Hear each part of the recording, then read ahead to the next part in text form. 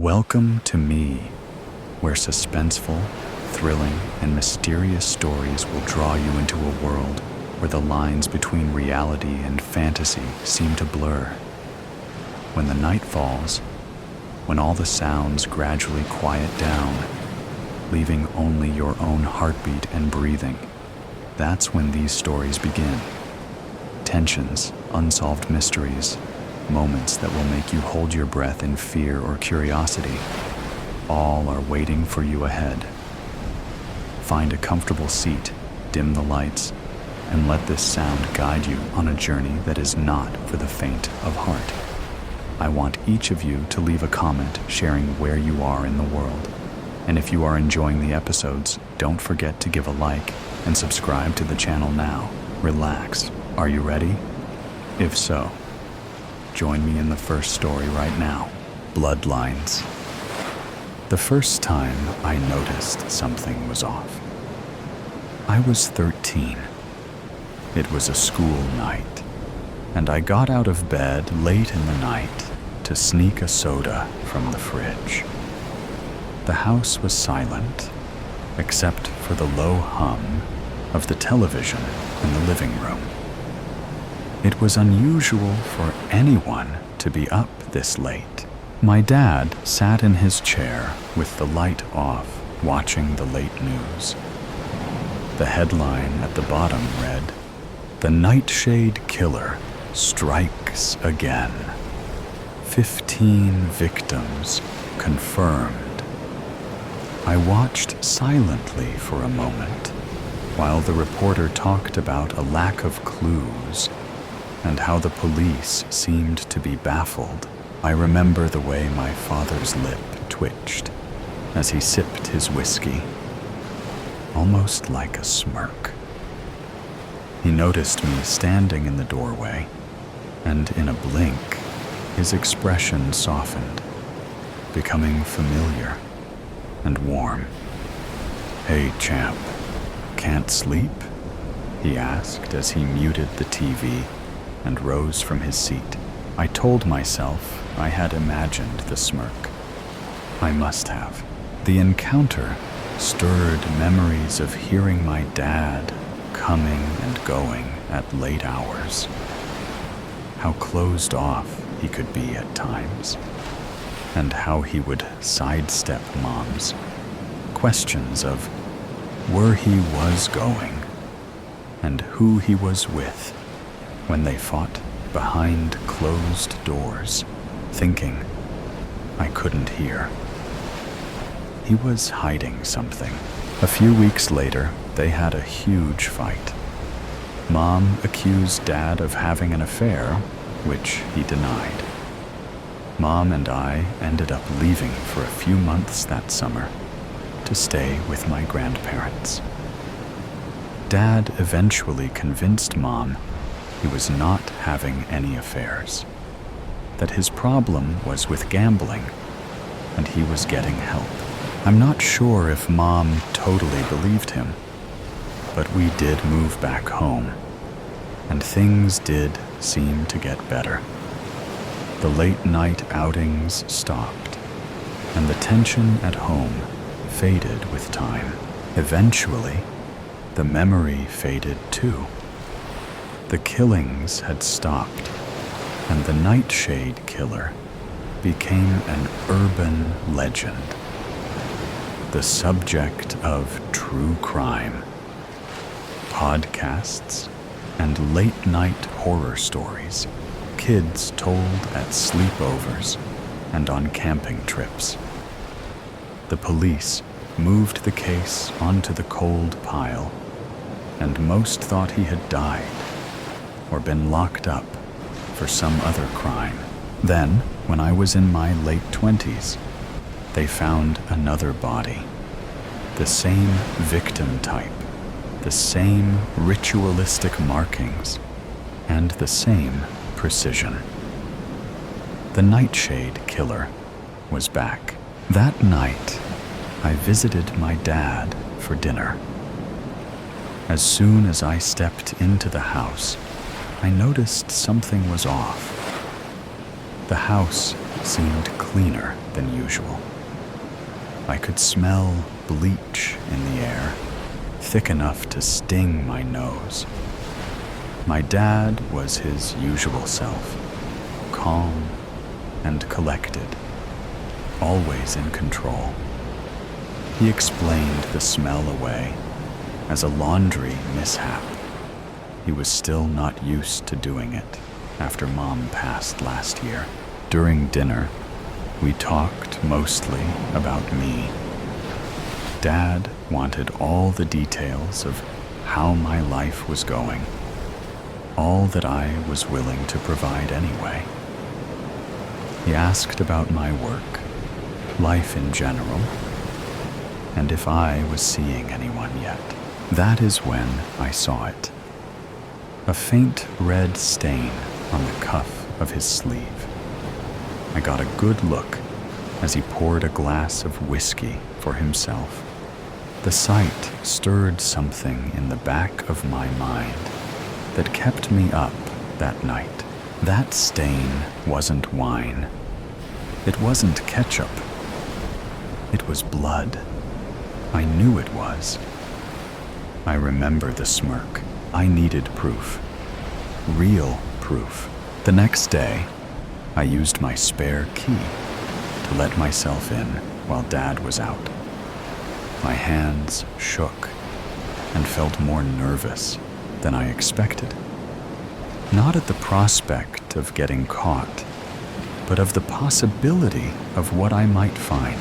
The smell of bleach wasn't as strong, but it was accompanied by something else now. Something almost metallic. I made my way through the house systematically until I got to the basement door.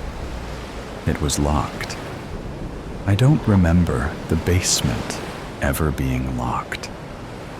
Using a bobby pin and a skill I picked up as a rebellious teenager, I clumsily picked the lock.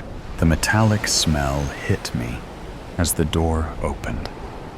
My stomach twisted as I descended the stairs, and the fluorescent light flickered to life overhead. The air was damp and cool, and as I reached the bottom and turned the corner, I saw them, trophies. Photographs of women with terrified looks on their faces, and a date written on each one, neatly arranged on a workbench. Next to them, a stack of old newspaper clippings dating back to the first nightshade killings. In the far corner, a freezer with a padlock and a collection of knives laid out across the top, looking freshly cleaned. I didn't need to open the freezer. I already knew what I would find. A creak on the stairs made my blood run cold. "You shouldn't have come down here, champ." I turned slowly as Dad came around the stairs. His hands in his pockets, he watched me for a moment. His face showed no sign of fear at being found out, or anger that I had intruded. It was something more like patience, like he had been waiting for this moment my whole life. "It was you the entire time?" My voice barely worked.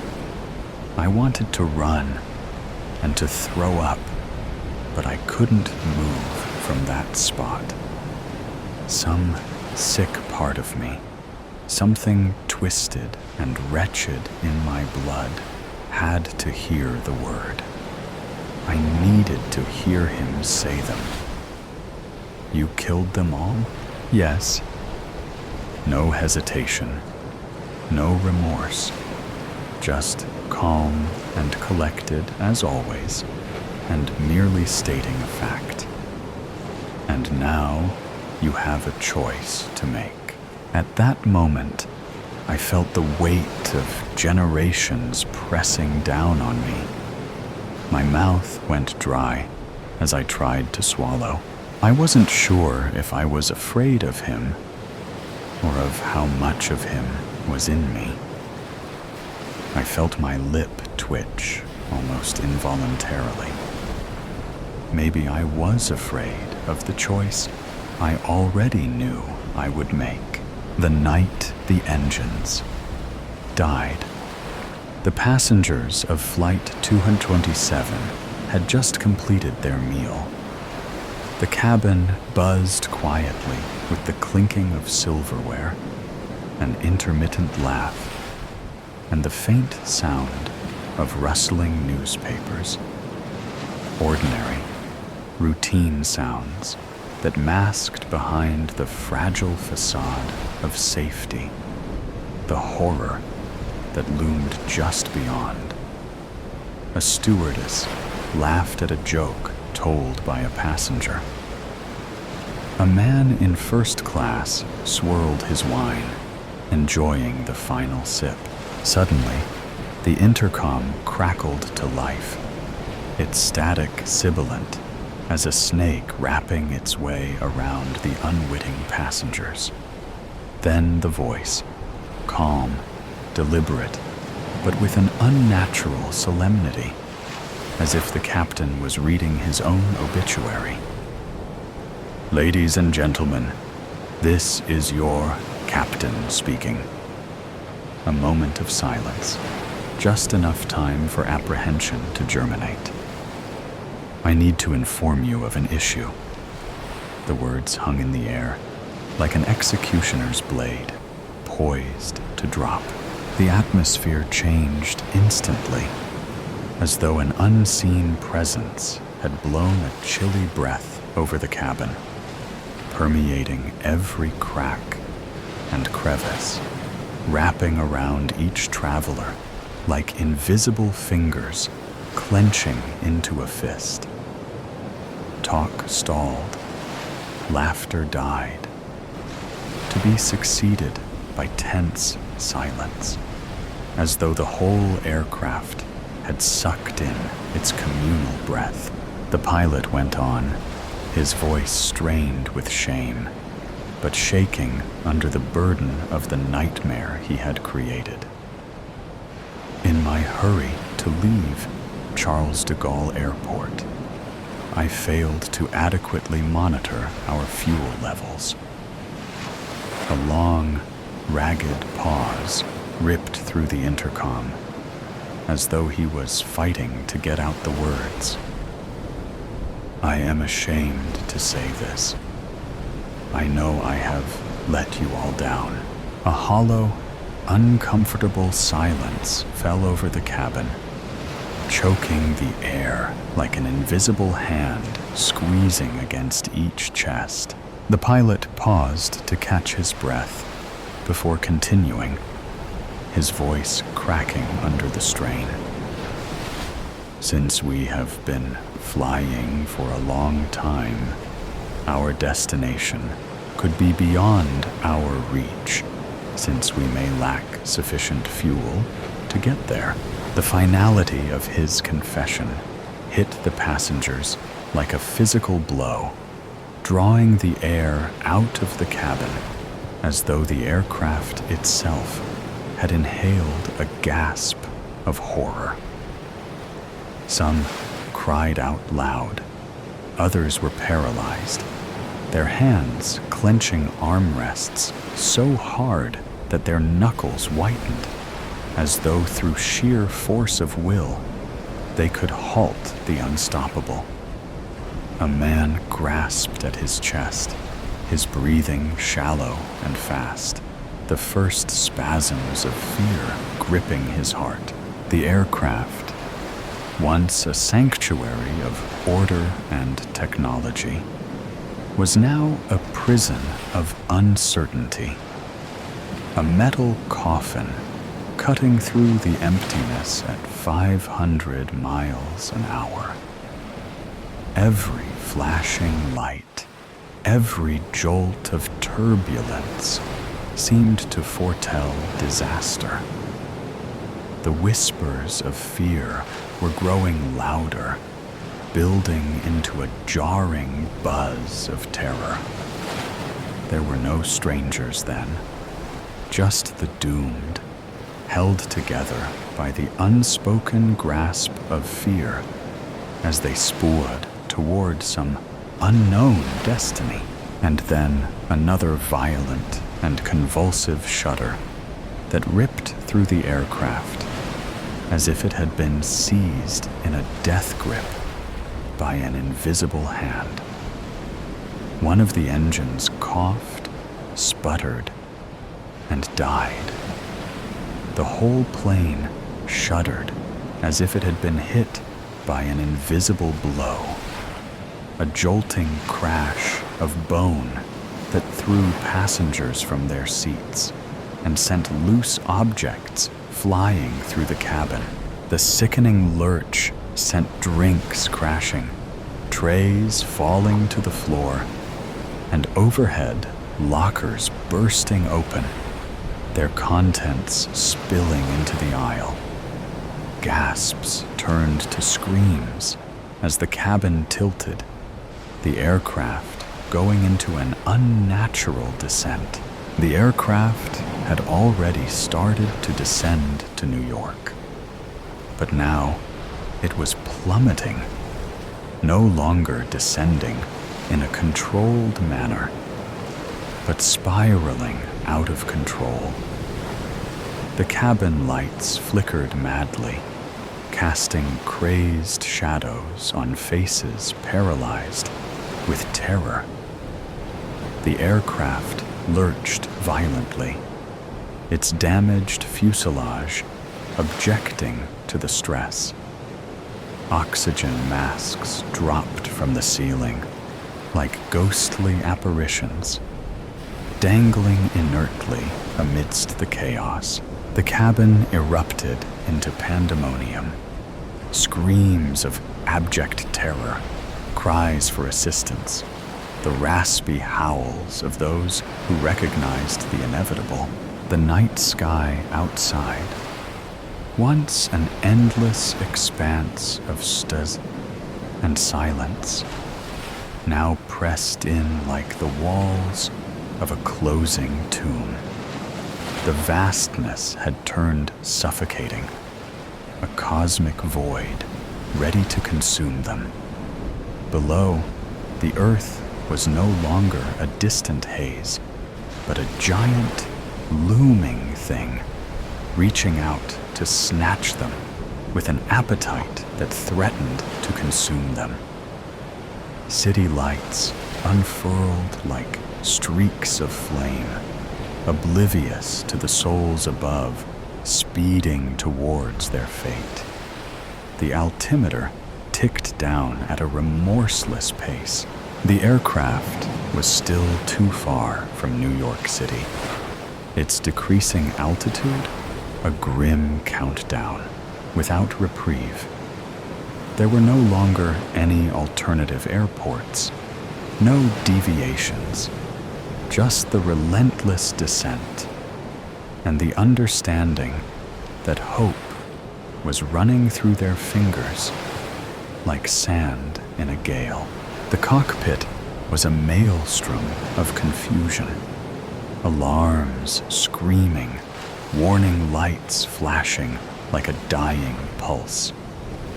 The aircraft strained against gravity, shuddering so violently the control panels creaked. The first officer's white-knuckled fists held tight to the yoke, his forehead beaded with sweat. His voice, strained and almost lost in the din of automated warnings, sliced through the chaos.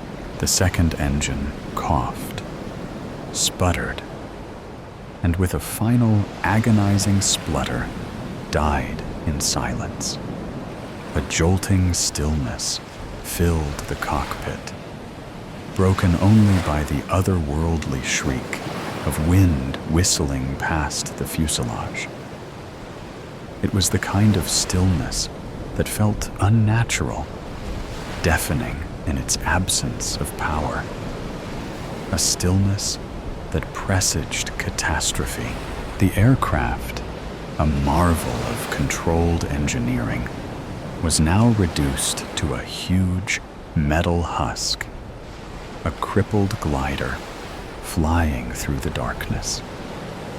The control panels blacked out, their frantic warnings muted, as if even the plane itself had given up. The first officer's breath caught, his fists still gripped on the dead yoke, as if sheer willpower could urge power back into the engines.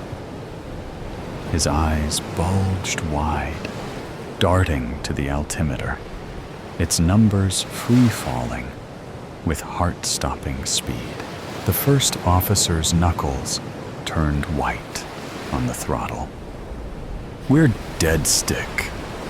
No thrust." The captain's mind reeled.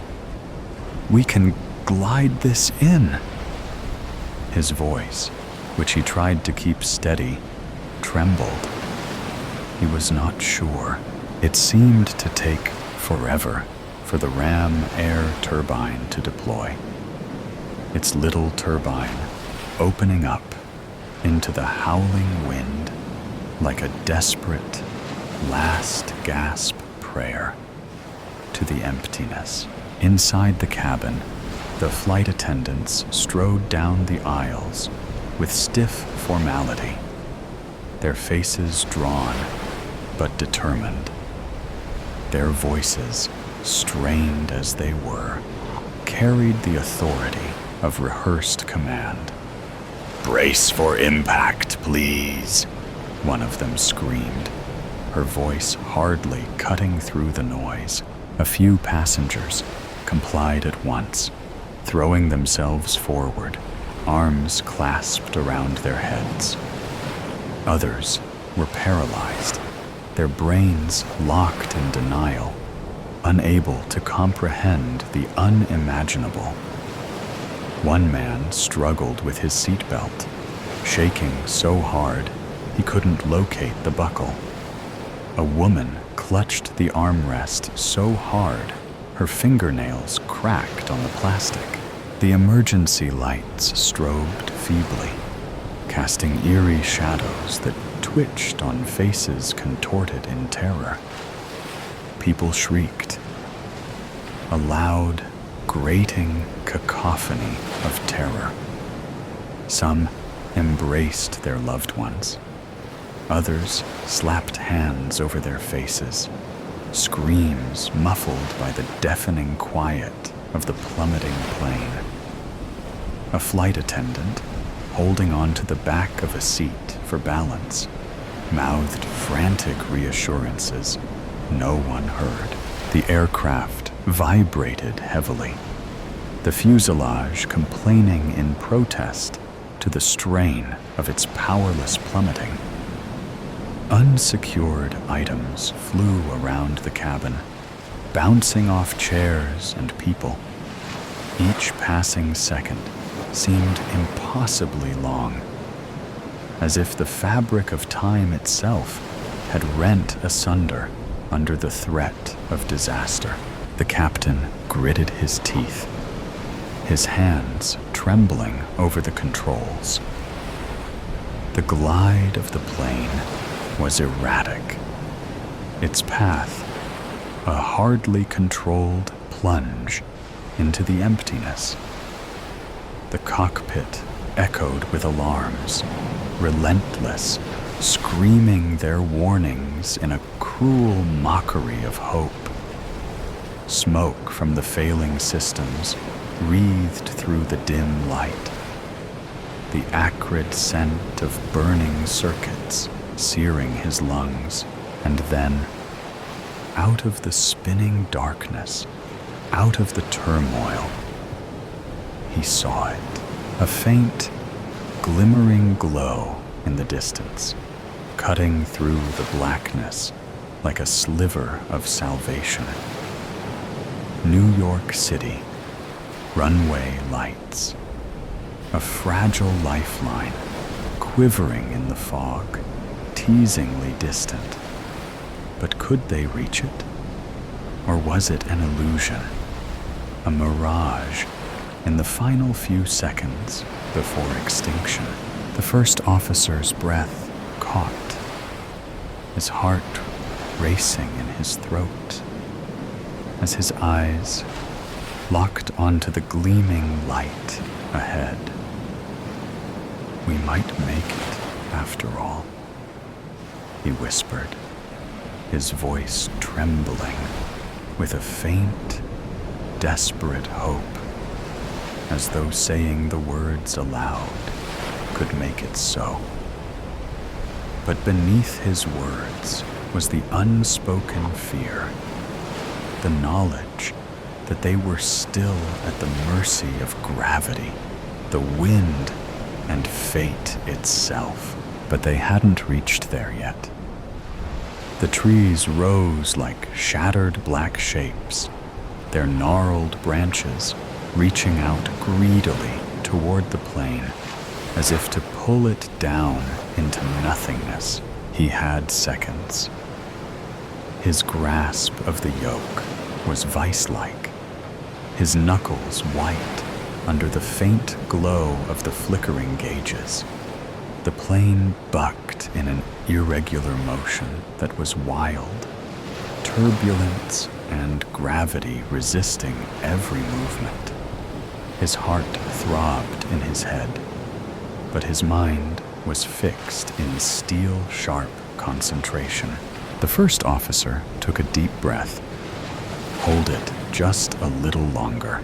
The branches on top of the trees were closing in. The runway lights continued to flicker ahead, teasingly near, yet impossibly distant. They were on the brink of salvation or doom. One last risk, one last wild maneuver. With a violent tug on the controls, he went for the gap. The tops of the trees scraped the underside of the plane, ripping at the undercarriage. The sound of metal on wood screamed through the cabin, and then a deafening, bone-crushing bang. A merciless cacophony of screaming metal and bursting steel, as if the heavens themselves had fallen. The force of impact vibrated through the fuselage, seats ripped from their mounts, bodies tossed around like dolls, flames licked along the broken edges of the aircraft, illuminating the darkness in an otherworldly, flickering glow. A choking cloud of smoke rolled through the wreckage, its acrid grip tightening around every strangling breath of air. The ground trembled with aftershocks, debris still creaking and groaning in the burning wreckage. Then, silence. A fragile, unnatural silence, shattered only by the crackles of fire and the rough, strained breathing of those who remained alive. There were cries from the rubble, some in the distance, some close, bare with pain and shock. The reek of smoldering petrol clung to the air, a bitter reminder of how close they had come to complete destruction. And when the smoke finally cleared, the twisted remains of the plane lay stretched out like a broken, tortured thing, its bare skeleton scarcely discernible as the great ship that it once was. And yet, despite all the odds, everyone was alive, poised between the salvation and oblivion, balanced on the brink of an impossible second chance. The captain, bruised and inexplicably alive, gaped as he released his harness, his sweat-soaked fingers shaking with aftershock. His ribs throbbed with searing pain, every breath a burning reminder of the savagery they'd just survived. He hauled himself up, vision fading, the metallic flavor of blood in his mouth. The debris lay before him like the scene of a nightmare. Flames licking across scorched metal. The bitter taste of fuel and smoke choking the air. Remote, tortured screams resounded in his mind, together with the ringing that had not stopped since impact. His head reeled, replaying every mistake, every warning he had ignored. The sign of his failure weighed upon him, more oppressive than the wreckage that enclosed him. He had made a mistake that should have killed everyone. Wing woman. God, I hate flying.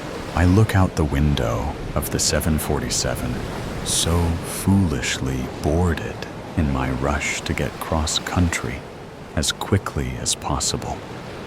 We are flying through some dark clouds, so there is little to see.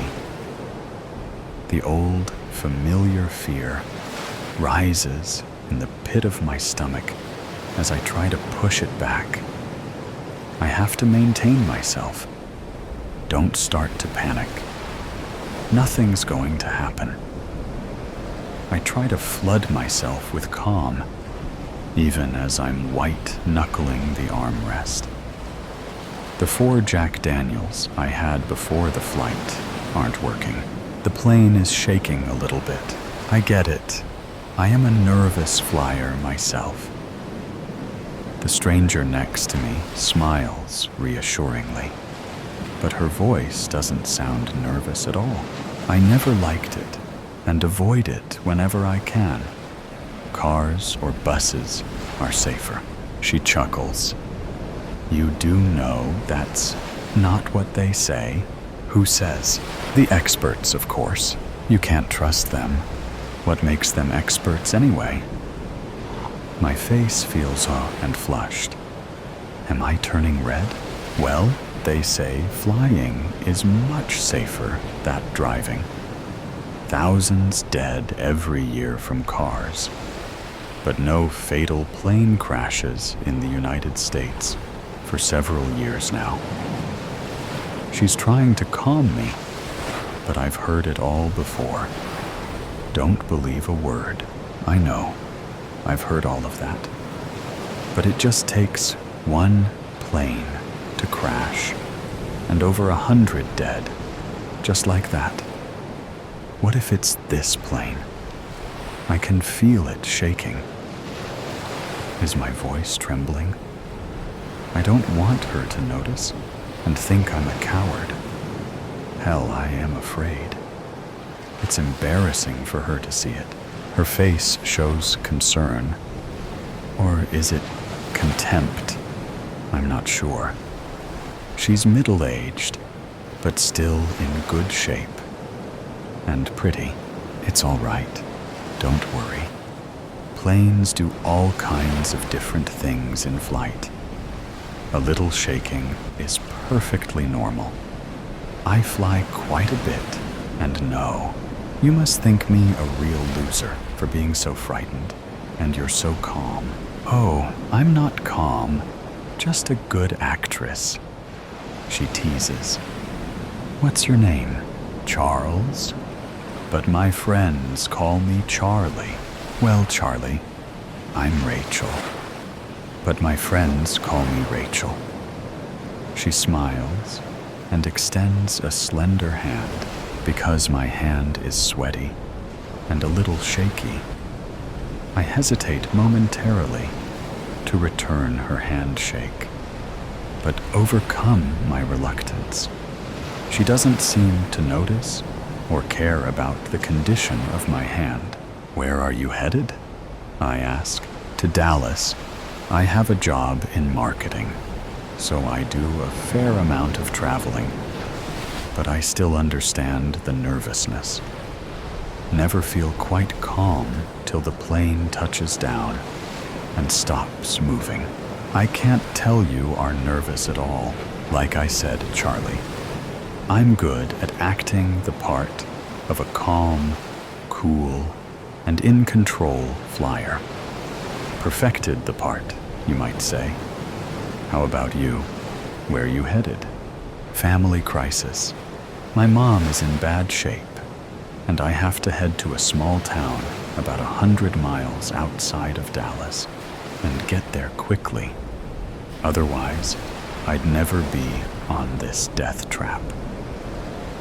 I smile, trying to make a little joke of my fear. Sorry to hear that, Charlie. I hope she gets well soon. So do I. But the doctors say the odds are against her. So this might be my last visit. I have to tell myself that as long as there is life, there's hope. God, I'm sorry. I lost my father about a year ago. It's horrible to go through. Our conversation is interrupted by a few particularly bigger bumps than the previous ones. After the shaking stops, her demeanor seems to change, and she sounds a little different when she resumes talking. Charlie, I feel bad for you. Not only are you having to deal with your mom's illness, but then you have to brave this shaky flight. I thought you said a little shaking was normal. Well, a little shaking at times is normal. She gets a little closer to me and lowers her voice a bit. However, to be truthful, this flight is a little more bouncy than usual. But I'm still not that concerned yet. What happened to projecting the fearless businesswoman? My fear level is rising again. Sorry. I guess I just feel more comfortable with you. I usually sit next to people who are totally fearless. They will hide stoically through the bumpiest of flights, showing no emotion, while I am churning inside, but still projecting my calm exterior. But with you, I can be real. It's liberating. Her slightly moist hand finds mine and squeezes it slightly. It's comforting to have a fellow passenger reveal her inner anxiety to me. We are companions in fear, friends of anxiety. Don't worry. It's nice to know I'm not the only one. Sometimes I feel that I can't even talk about it without people giving me all the statistics about how safe flying is and how foolish my concerns. I smile at her. Our inside joke. She softly laughs. You got me, Charlie. I was overcompensating, I guess. What can I say? Hope you don't think I am a pure hypocrite. Hypocrite? Heaven forbid. Just a good actress. Oh my, Charlie. Flattery will get you everywhere, she bravely says, but her hand pressure gives her away. More ups and downs, and more bumping now. Worse than anything before it. Quickly, the fasten seat belts lamp comes on, and the captain's voice comes over the loudspeaker, telling us we are experiencing a little unexpected turbulence, but there is nothing to worry about. Talk about acting. Do these guys train in how to project a confident and reassuring voice? Or what? I'm not believing him at all. There's got to be something wrong. Otherwise, Why the seatbelt light and message from the captain? Why the ever-increasing bumping? The engines don't sound right at all. This isn't how engines should sound. Are they cutting out? Losing power? Are we losing altitude? I look over at Rachel. There is fear in her face now. Our sweaty hands are in a death grip. I'm so glad she's here with me. The mysterious painting, after pushing back from its gate, the Swiss Air midday flight to New York moved slowly through a light snow flurry to its designated runway. The first-class cabin was less than half full. The passenger in 1A was pleased there was no one opposite. A smiling cabin crew offered him a glass of champagne. He declined, asking for double single malt. He thought about the voicemail, a somewhat guarded call, coming from someone he hadn't spoken to in 15 years. What drove his final response was the email attachment that followed. He'd tried retuning the call, but it went to voicemail. He sensed something was wrong. He'd barely had time to return to his apartment from where he'd been staying, find his passport, pack a new bag, and take his car service to the airport. Something was telling him missing the flight was not an option. Philippe Abano was an internationally recognized art specialist, having spent 35 years researching the French Impressionists, a group of artists whose collective works, long after their passing, at auction, would shake the art world to its foundations. As with many famous artists, there were finished canvases, although documented, which had never been located. The Nazi art plunder, which began in Germany in 1933, contributed to the loss of artworks across Europe. The French Impressionists were not exempt from this pillage. 48 hours previous, Marie Le Pen was an art restorer. She worked almost exclusively for the Metropolitan Museum of Art, specializing in the restoration of damaged watercolors. On occasion, she did private restoration. With the museum's knowledge, she'd taken a call from a person representing a Mr. Retzlaff, saying she'd been recommended by her superior at the museum as someone to inspect a damaged watercolor he possessed. Marie, who loved her work, agreed to view the painting. She agreed a time the following day. Mr. Retzlaff would send a car. Very swish, she thought. After offloading her bags from the limousine sent for her, she looked around. The street was amazing. Narrow with private residences, no commercial properties. The houses all appeared to be of similar build, 5 or 6 floors above ground, with basements or walk-downs. Every property was maintained like new. Flowers and trees adorned the street. There was no garbage and no graffiti. The residence they stopped in front of was impressive, with red brick and huge floor-to-ceiling windows, edged with carved stone. At roof level, gargoyles peered down, surveying the scene. This was a part of New York most people would never see. Amazing. She followed the driver up the marble steps. He pulled on the brass handle and returned to the car. A man wearing a bow tie and black trousers answered. "Yes, madam?" he inquired. "I'm Marie Le Pen. I believe you're expecting me?" She smiled. "We are indeed, madam," the stern-faced man replied. The entrance hall was huge. She could smell timber and brass polish. The black and white, checkered, tiled floor was straight out of an English TV series. The doors leading off the foyer were all closed.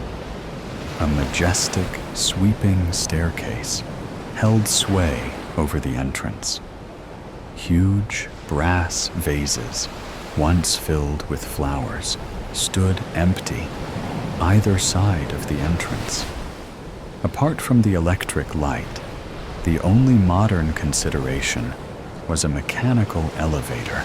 "Please," the man gestured, "follow me." They entered the elevator, along with her baggage. Marie watched as the man pressed 5. The door closed, and they began their ascent. On the 5th floor was another vestibule.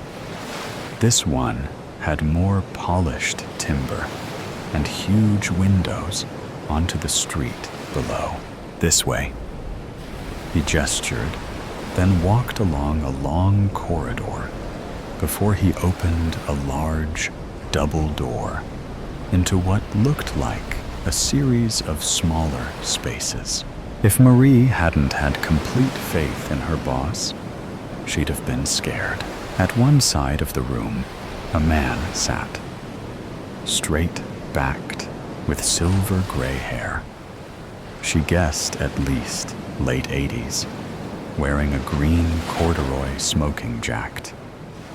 He stood. She could smell cigar smoke. "Thank you for coming. I'm Peter Retzlaff. Fact is, Miss Le Pen, I need an expert opinion as to a certain painting that is in my possession. Should I, or should I not, restore it? Your superior at the Met spoke most highly of you." Marie saw several large art tables, specialist seats, and an array of instruments, all designed specifically for art restoration. She was gobsmacked. There had to be $1 million in equipment and instruments, brand new, some still in their original packaging, just sitting there. The old man waved his hand, and the valet unlocked a large steel cabinet with racks of what looked to Maria like canvases, painted canvases in various stages of decomposition. Strange, she thought. He slid one of the racks out and removed a painting, a watercolor that Maria recognized. After putting on her smock and gloves, examined the item more closely. Behind her, a phone rang. The valet took a cell phone from his pocket and listened, then said something softly to the old man. They steeped away to the side of the room, out of earshot. Maria continued looking at the canvas, heavily water damaged with a once grand frame that also appeared flawed. She was about to make some preliminary notes into her phone. As she moved around the table, a splash of red caught her eye. The steel cabinet, which held the damaged painting, was open on one side. What she saw made her heart stand still. It was a large canvas of what appeared to be small wooden bridge over water in a garden. Although no expert, she'd seen enough examples of French impressionistic work to know this could be one. Marie quickly turned her phone to camera, taking 2 quick shots, only to be interrupted by raised voices. The old man was saying something to the valet in what sounded like German, who dashed past her, securing the door to the cabinet. Ending her view, she said nothing, returning to the recorder in her phone, her head down, trying to appear as though she was concentrating. The old man looked suspiciously at her, said nothing. She could feel his eyes. "My God, what have you just seen?" she asked herself. Maria spent the next 2 hours making notes and photographing the damage. She agreed to return the following day with her recommendations and estimates, should she consider it restorable. Retzlaff agreed, giving her a copy of a providence document relating to the painting, which she would need to study. He told her he would send a car for her at an agreed time. She shook his hand and returned to the waiting limousine. The previous 2 hours did not sit well with her. Quite why, she couldn't say. The images of the red canvas wouldn't leave her. The storm had hit with a vengeance. Sudden spring rain washing the roadways, reminding New Yorkers summer was not far away. The crowded eateries on the streets of the East Village were suddenly deserted, sending outside diners scrambling for shelter inside. From her small single-bed apartment off McDougal Street, above a drugstore, Maria sat looking at the 2 images she downloaded from her camera. The room was quiet, save for the rhythm of the rain tapping at her window. On the larger screen, she could see more clearly the image she'd snapped earlier. The images were very much French impressionistic, of the late 19th or early 20th century. She could see the attempt to produce work inspired by real life. It was revolutionary. French impressionist artists rejected classical subject matter in favor of modernity, seeking to produce works that represented their current circumstances and environments. The more she looked, the more she was convinced. It was what she suspected. "My God," she exclaimed.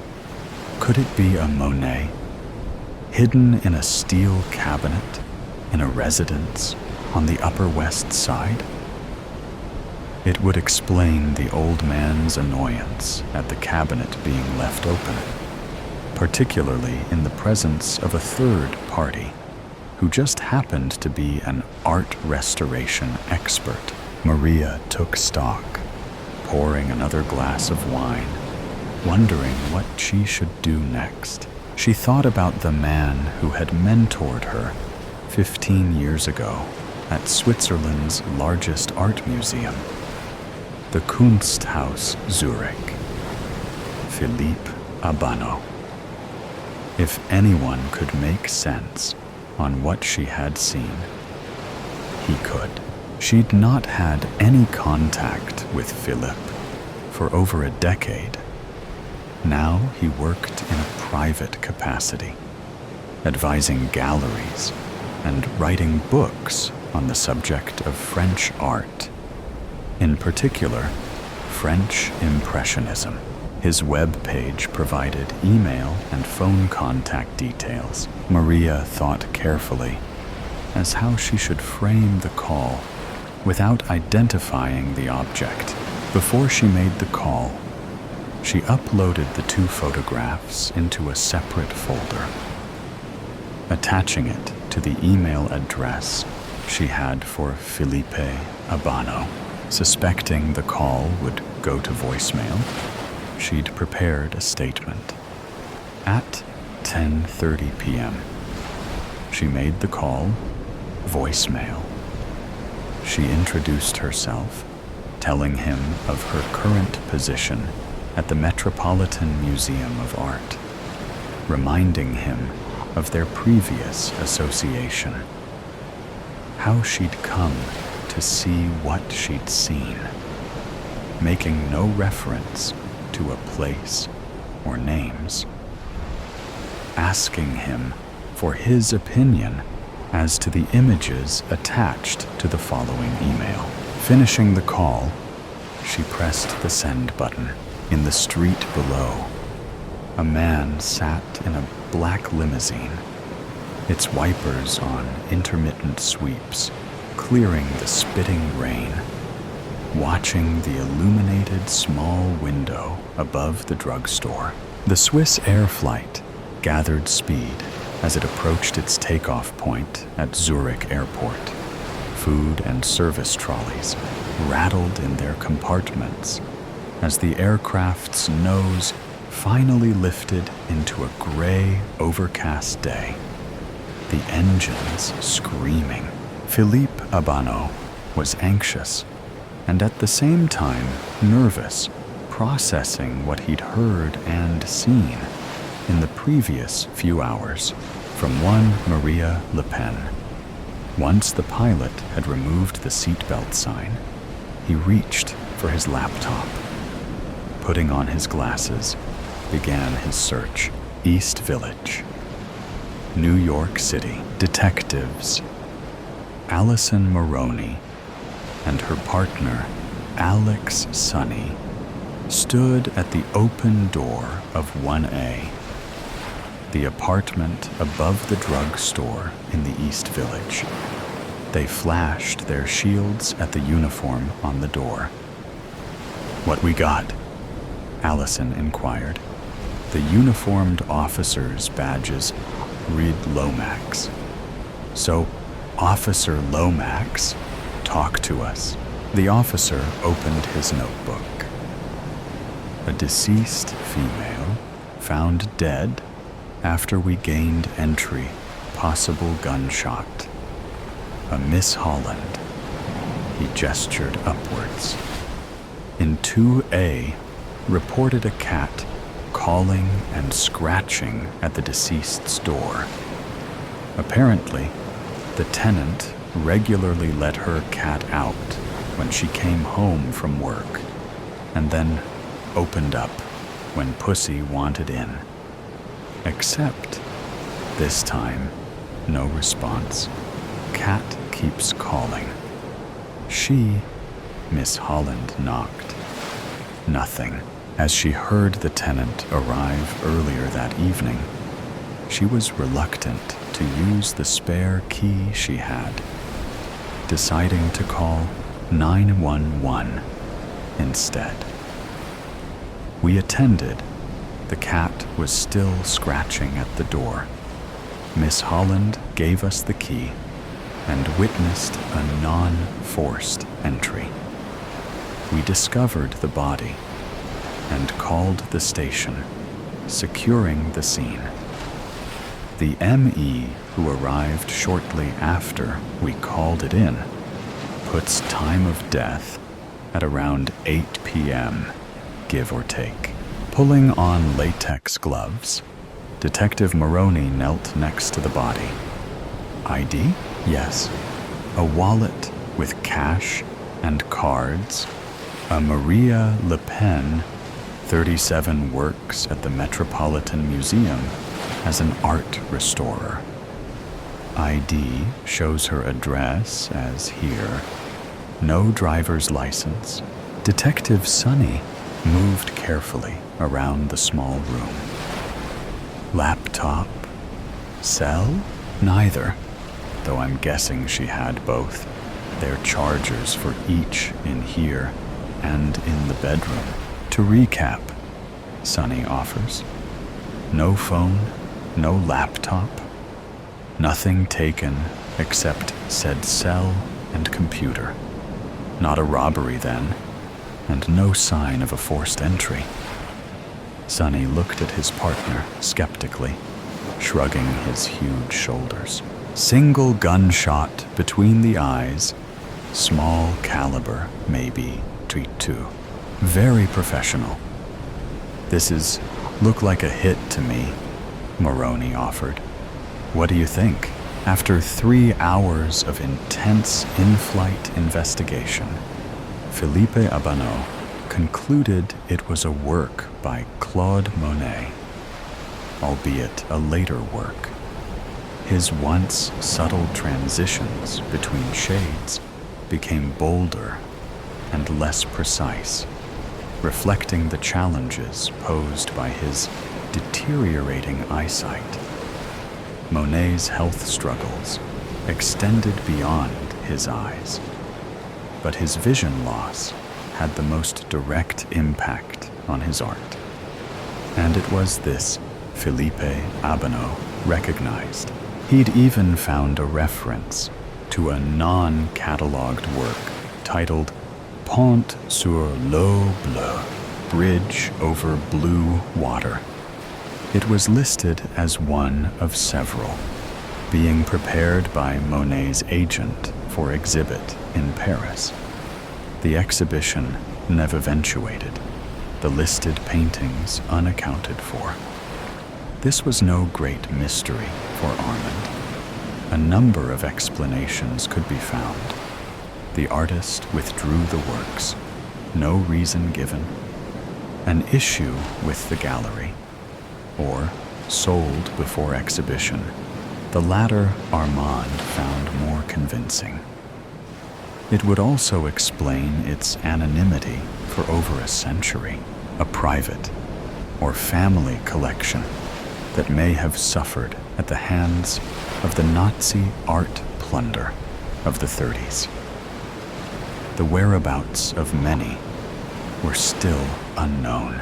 Either way, a mystery that may well be explained when he was to meet with Maria Le Pen in 4 hours' time. Gridlock of the mind. The 405 stretched endlessly before me, a vein of asphalt pulsing with the dull monotony of brake lights. Every morning, I merged into the current of half-conscious souls, each of us trapped in the same routine, inching forward to destinations we resented. My corporate job barely paid my bills, and my spirit eroded with each passing day. Yet, like a prisoner resigned to their cell, I got into my car every morning, hoping, futilely, that something, anything, would change.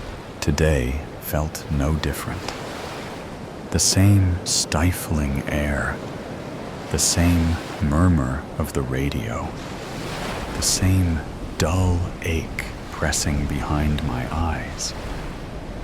I stared ahead, watching as the red taillights blinked and glowed in a never-ending pattern, hypnotic in their rhythm. I sighed, my hands gripping the wheel. This wasn't life. This was something else, some cruel purgatory where change was an illusion. As I drove, a strange sensation washed over me, an unsettling tug at the back of my mind. It was faint at first, like the nagging feeling of forgetting something important. My fingers tightened around the steering wheel. Had I left the stove on? No, I hadn't cooked in days. My laptop? No, it was in my bag, thrown onto the passenger seat in my usual morning autopilot. Then what? My phone rang, vibrating against the plastic cup holder. The number flashed on the screen. Unknown. But I knew better. bill collectors. I clenched my jaw before answering, already bracing myself.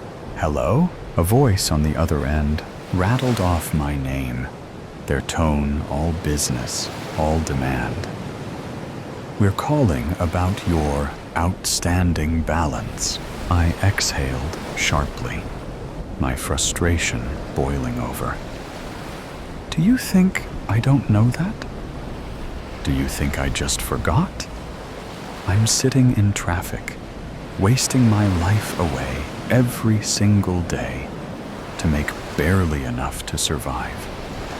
And you think I magically have money for you? Tell me, how am I supposed to pay you when I can't even afford to live?" Silence. A pause. Then the collector launched into their script again, as if my words meant nothing. I hung up. Hard. The phone clattered onto the seat, and I turned the music up. Loud. A mix of music and Spotify affirmations played in an endless loop. "You are strong. You are capable," a voice repeated. But the words felt hollow against the weight pressing down on me. I switched back to music, something loud enough to drown it all out. But after a few minutes, I found myself back on the affirmations, searching for something, anything that might stick. "You are in control of your life," the voice insisted. I scoffed, flipping back to music again.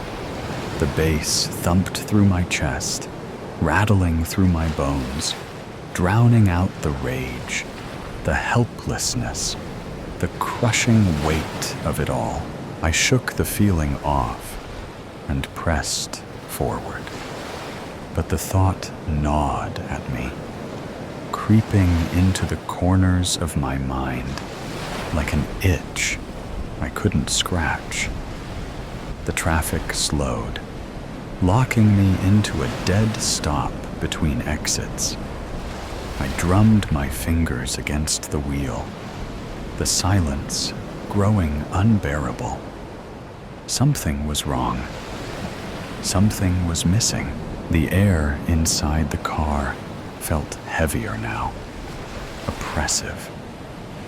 I adjusted my rearview mirror and caught a glimpse of my own eyes, shadowed and hollow. Was it always this way? Was I always this way? The weight of exhaustion bore down on me. My limbs felt heavier than they should. Had I slept enough last night? Had I ever slept enough? I closed my eyes, taking slow, steady breaths. But when I opened them, the scenery outside seemed different. The colors muted, the sounds dampened. My vision blurred for a moment before snapping back into focus. But the creeping unease remained. I was losing time. One moment, I was at the interchange, and the next, I was pulling into the parking garage beneath my office building. My heart pounded as I stepped out of the car, my legs unsteady, as if I had forgotten how to walk. The air felt wrong, too thick, too still. I moved through the lobby, the fluorescent lights above buzzing softly, pressing against my skull like a dull migraine. The elevator doors slid open, and I stepped inside. The mirrored walls reflected me back at myself. And for a fleeting moment, I saw something else. A blur. a shadow of someone who wasn't quite me. I blinked, and it was gone. The doors opened to my floor, and I walked down the sterile hallway, my footsteps muffled against the carpet. My hands were cold, my breath shallow. My mind screamed at me to turn back, to run, but my body moved forward, as if caught in the undertow of a dream. I reached my office door, hesitated, then turned the knob. The room was dark. The air smelled of familiarity, of something deeply personal. My breath hitched as I took a step inside, and the walls expanded, morphing, shifting. No, I wasn't at the office. I was home. My bedroom lay before me, unchanged and untouched, as if I had never left. My unmade bed, the half-empty coffee cup on my nightstand, the soft hum of the city outside my window. I stumbled backward, my heart hammering. How? I had driven here. I had spent an hour in traffic. I had been walking into my office just moments ago. I turned, reaching for the door, but when I opened it, there was no hallway, just the same road, the same endless stretch of the 405. My hands trembled as I turned back toward my room, only to find it dissolving around me, slipping through my fingers like sand. And then I was back in my car. Traffic had barely moved. The radio played the same mindless chatter, and the clock on my dashboard blinked mockingly. 7:45 a.m., just like it always was. I let out a shaky breath, gripping the wheel so tightly my knuckles turned white. My skin felt cold. My pulse raced. What was real? Where had I been? And then the realization hit me. I was late. I was still home, still in bed, still asleep.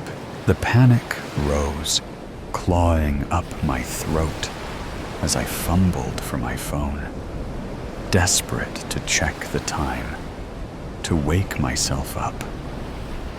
But when I looked down, my hands weren't there. The car, the traffic, the drive, it wasn't real. I never left my bed. I was still dreaming, or living a nightmare over and over. Cornflower blues.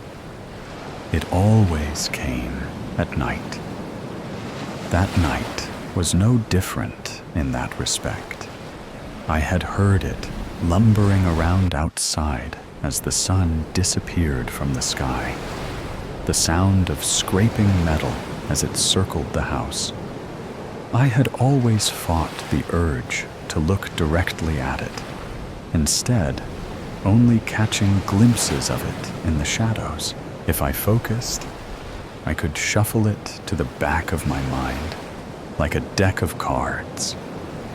But those lonely hours, when night approached and my mind was no longer engaged by work or meaningless check-ins with the few friends I managed to keep, were the hardest. At first, the check-ins came daily, then weekly, then monthly, then whenever they had a free second to pity me via text. Hey girl, you doing okay? Do you need anything? I don't think any of them would have known what to do had I answered yes. I couldn't blame them though. Life goes on, For some people, at least. But anyway, the difference in this particular night was that I had decided to allow my mind to go to that place. No shuffling this time. Instead, accepting the cards that were dealt. Sometime after my 5th or 6th glass of Pinot Noir, I turned my phone off, placed it on the end table next to a stack of unpaid bills, pushed the dirty clothes to one end of the couch, and sank into the other end. Alone. It had been 12 months to the day since I lost my sweet boy with the cornflower blue eyes. Cornflower Connie, as I called him. Parents should never have to bury their children. Todd was completely shattered. He left me this past June. I had dropped to a rail-thin 99 pounds, and he said he couldn't stand to see me hurt any longer. I tried everything: counseling, group, rehabilitation programs, but everyone grieves differently. I guess Todd had to grieve alone. At some point, I nodded off, waking only to an unsettling silence, quickly realizing the noise was gone. I wiped the drool from my chin, licked my cracked lips, and decided to check it out. With my body bladed to the window, I pulled the curtain to the side and saw it standing under the dim porch light. The back of my neck tingled, and my heart thumped in my chest, acting like my body's panic alarm. I would normally just do a quick look. Instead, for the first time, I stayed. I studied it. Its skin was the color of burnt charcoal, and its back curved like a question mark. It shifted under the light, revealing a Grinch-like face that scrunched even more as it smiled at me, like a mischievous feline. But there, above the unnerving grin, I saw them, those familiar eyes. My cornflower Connie had come home. All I had to do was focus on those eyes. Don't you want to be with me again, Mommy? Let me in, and you can hold me again, just like you used to. What was I supposed to do? Of course, I wanted to be with him again. It would surely be better than telling myself that the random white blob in the sky actually resembled a heart. A message from my Connie. I love you too. Yeah, you can convince yourself of almost anything if you believe it enough, and if you're sad enough, just like the cardinal that occasionally lands on my fence. Good morning, Connie. Thanks for the visit. I let him in. His long, rubbery fingers took me by the arm, led me upstairs, never breaking his gaze. Where are we going? I asked, barely a whisper, in what seemed like the first words I had spoken in days. To my room, Mommy. The door creaked open, and the lights came on, bringing the room back to life. I have no idea if I flipped the switch or not. It felt like I had floated up the staircase. The room was just as he left it.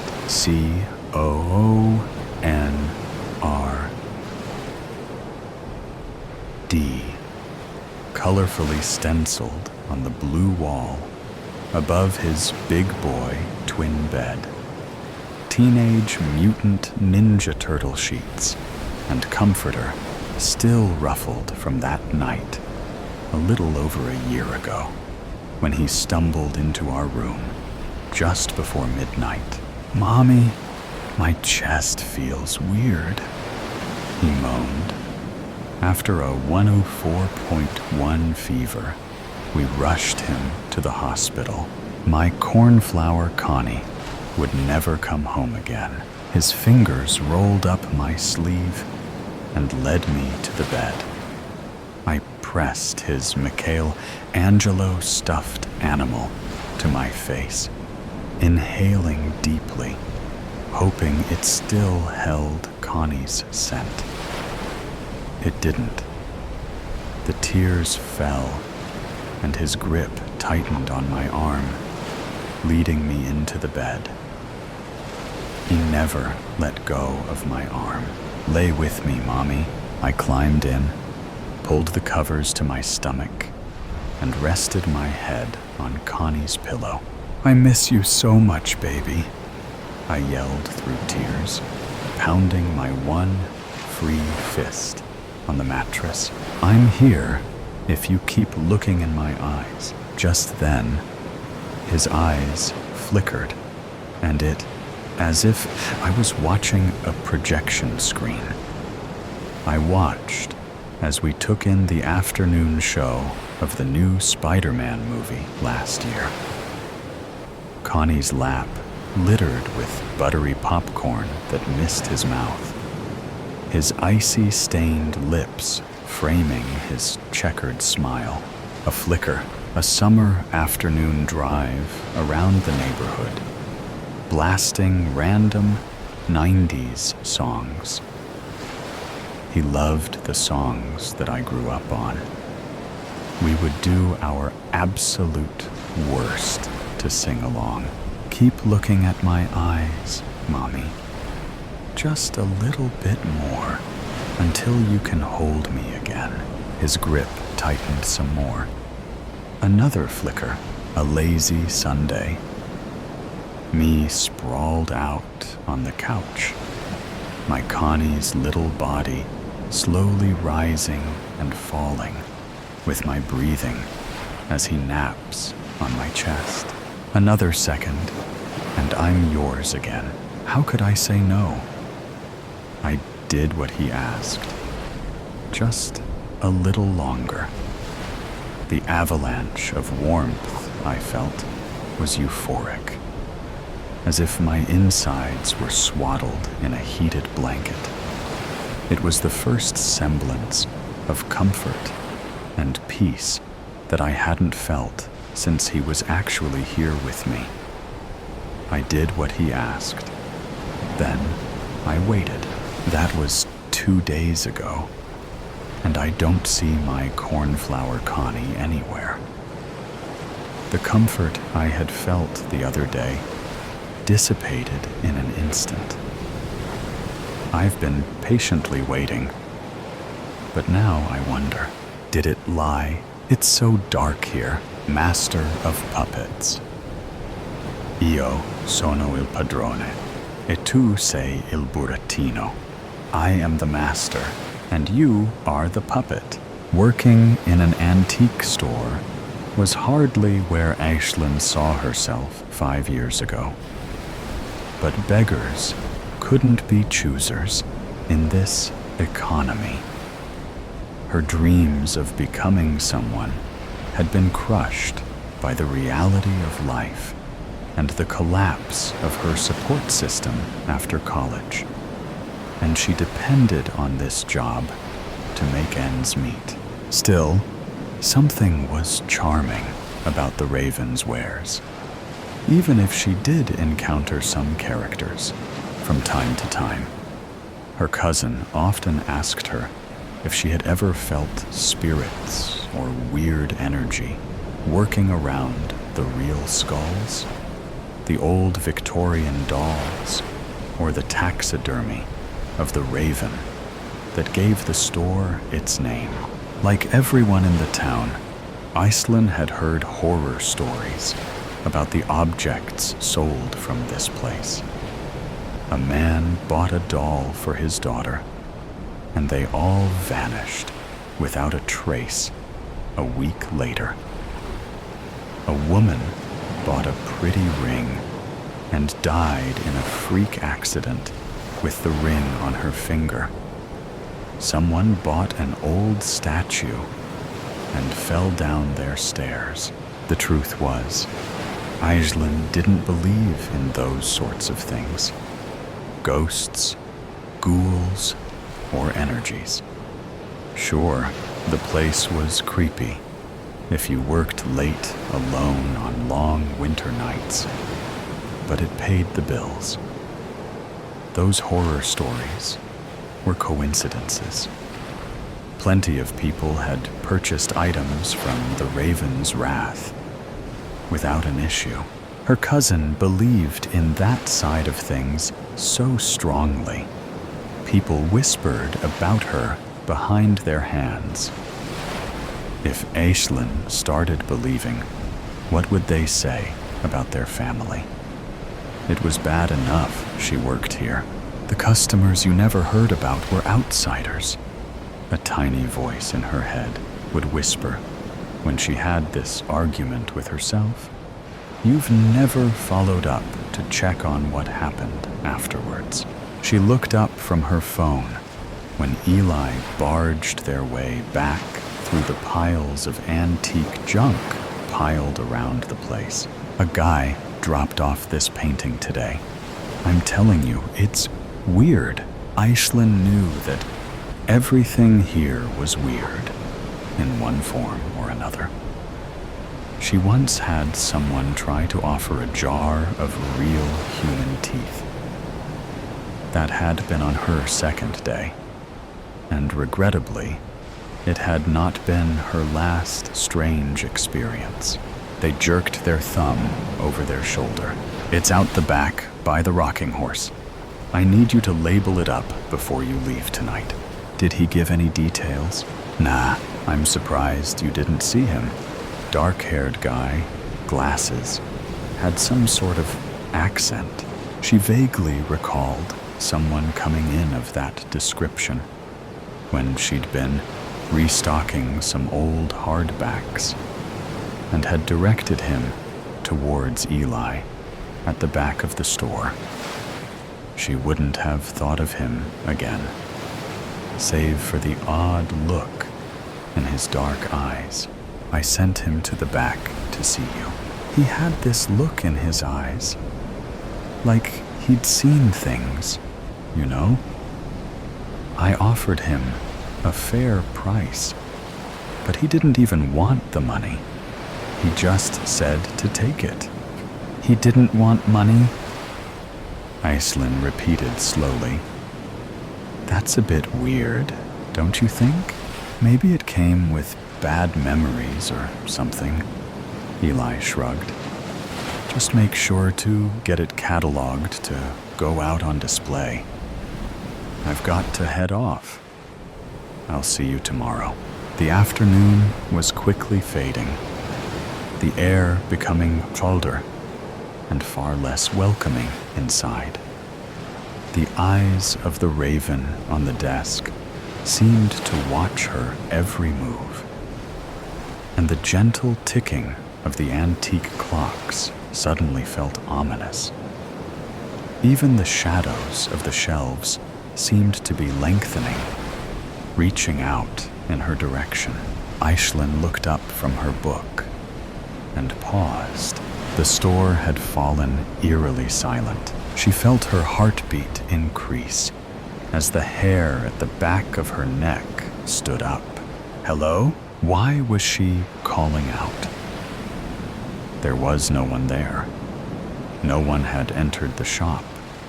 The bell above the door had been silent for hours. A faint whisper seemed to be coming from the distance. Someone must have left the radio on in the storage room. She walked to the back of the store, trying to ignore the feeling that the eyes of the dolls were watching her. It wasn't like her to be this paranoid. She pushed the door open wide and reached in to grab the portable radio the manager insisted on keeping around. Her hand found the handle and lifted it out. It was switched off. "Okay," she muttered, feeling a cold trickle of sweat run down her back.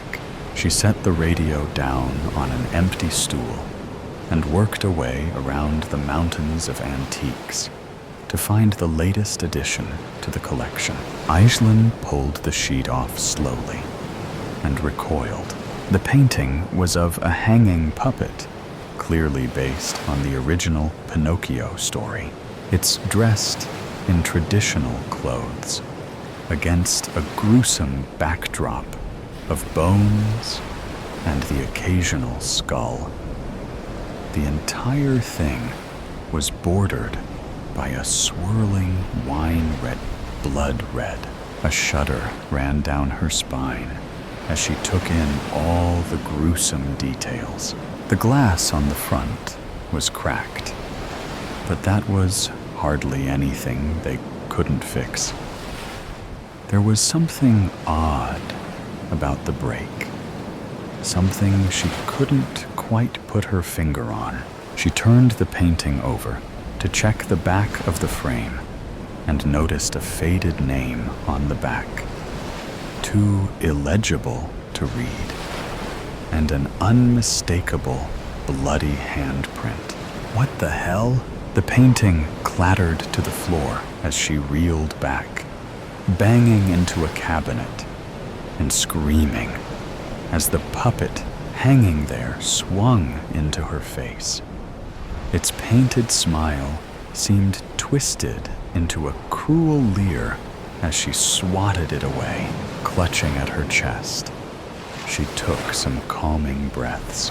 She picked the painting up from the floor with shaking hands and turned it over, aware of her heart racing in her chest. There's no bloody handprint, only the faded marks of a name. "You're going mad," she muttered to herself. "You need to get out more." She carried the painting to the desk and started cataloging it, intrigued by the lack of an artist's mark. Even a quick Google search yielded no results, and after a few minutes, she brought it back to sit at the back by the dolls and puppets. She took a moment longer to stare at it and turned back to the front. There was a rocking horse in the middle of the aisle. No, that wasn't possible. She hadn't moved anything. "Hello?" she called out nervously. "This isn't funny now. Come out." When no one answered, she tried to focus. Maybe it had been there before, and she had simply walked past it, not noticing. Eli had said the painting was out the back by the rocking horse. For a moment, her cousin's voice echoed in her ear, though she tried to deny it. This was not the first time something like this had happened on her shift. Eli had laughed it off with her at the time, but she hadn't seen a bloody handprint last time. Eli had moved the horse. That's all there was to it.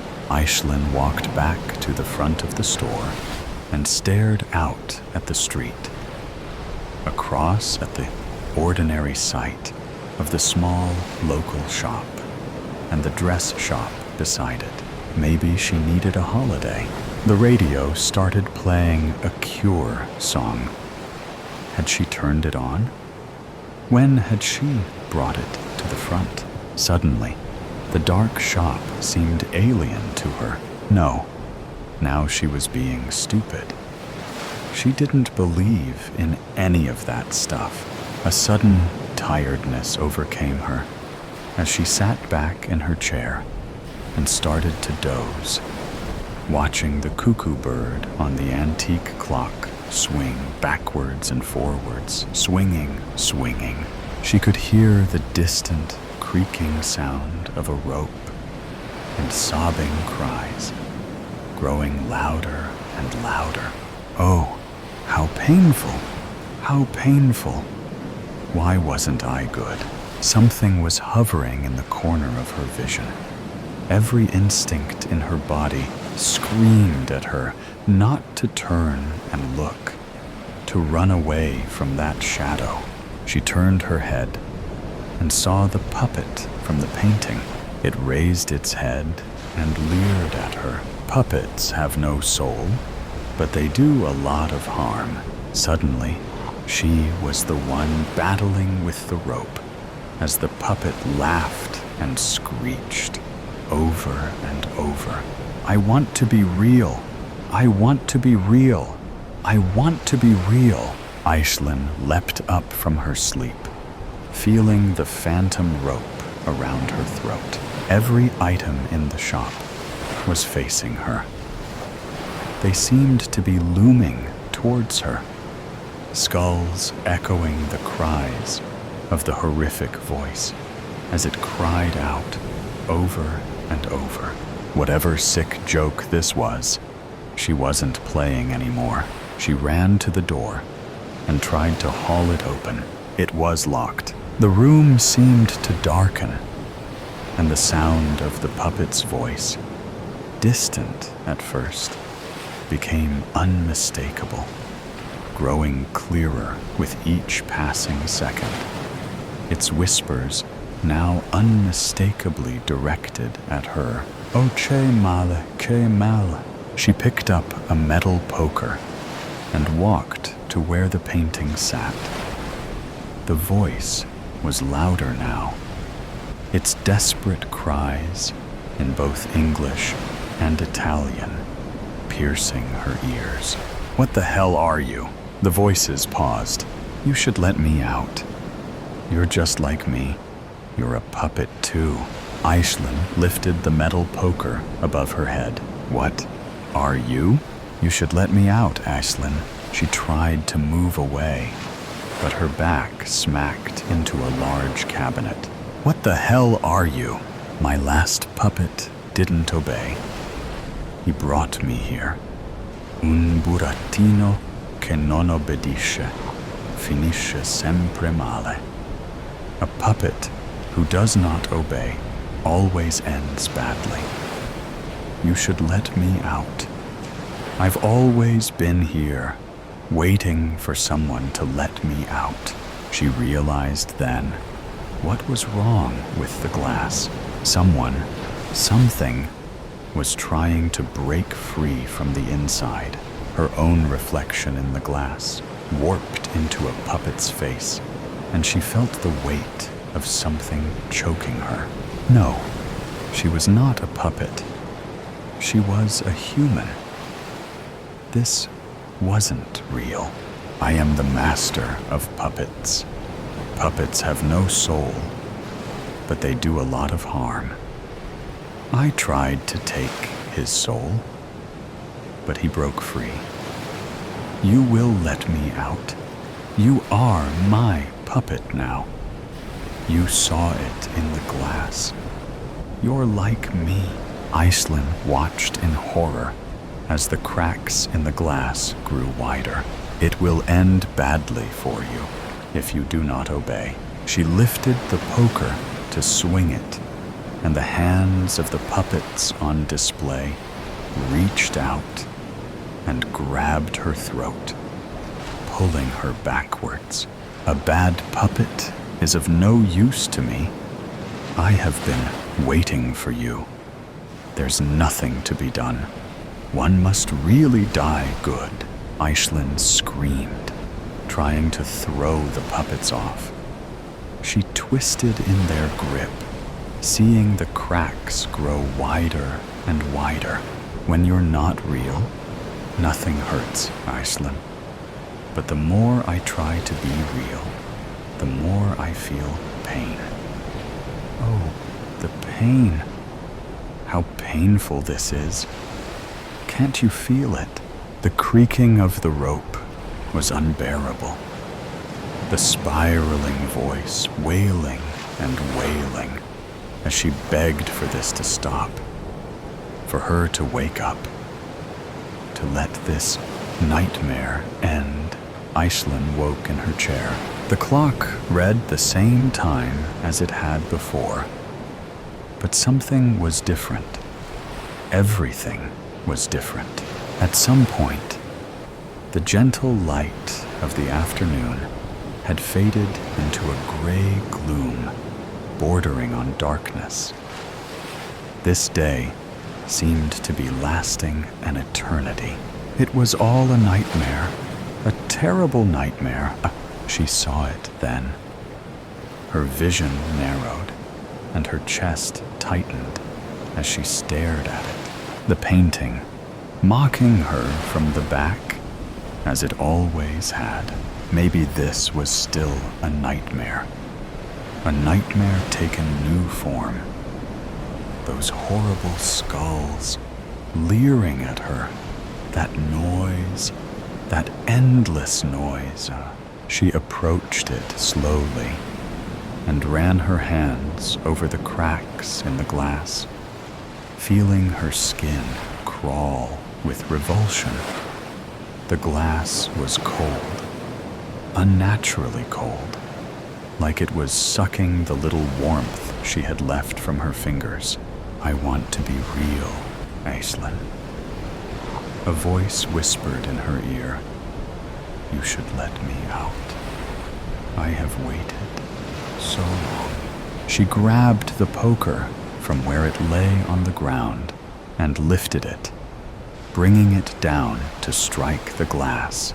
A gloved hand reached out of the frame and snatched hold of her wrist, forcing her to drop the poker in shock. A puppet has no soul, but it can do harm. It cackled, drawing her closer to the frame. You're my puppet now. Your soul is mine. No! She screamed, grabbing at the nearest object, a porcelain bird, and throwing it at the puppet. You aren't real. None of this is real. She felt the world begin to blur and tried to pull away from its grip. But it was too late. This couldn't be it. This couldn't be how this ended for her. This wasn't fair. This wasn't fair. You aren't real, she cried as her mind began to break. You aren't real. She felt the rancid breath of the puppet as it whispered in her ear, and now neither are you. The yellow truck. Man, $6 for an ice cream sandwich? Highway robbery. Jack squinted at the menu, slapped crookedly on the side of the bright yellow panel truck. Perry's ice cream. Everyone had a restaurant on wheels these days. Knockoffs of famous characters grinned back at him with their dead eyes. He knew the actual products would be a deformed, melted version of the picture, and he found the irregular eyeballs and melting smiles to be unsettling. A nice, plain ice cream sandwich would hit the spot. Excuse me. Hello. Though the sliding sales window was open, Jack saw no sign of a vendor, even though the speakers puked out a chiptune version of La Cucaracha at top volume. Are you going to take my money or what? The chill from the freezers seeped out from the window. Jack leaned in a little further, noting the container of ice cream sandwiches that could be easily opened from his vantage point. He looked as far into the truck as he could see, then checked over his shoulder to see if he had an audience. The neighbors could be so nosy. With no one in sight, Jack quickly snaked his hand into the window, opened the container, and grabbed hold of a coveted ice cream sandwich.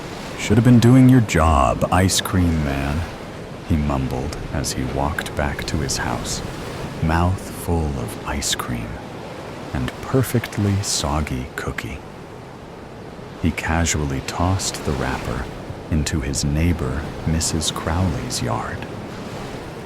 Mrs. Crowley was the sort of woman everyone assumed was a witch, and the local kids would egg her house each Halloween and dare each other to ring her doorbell and run.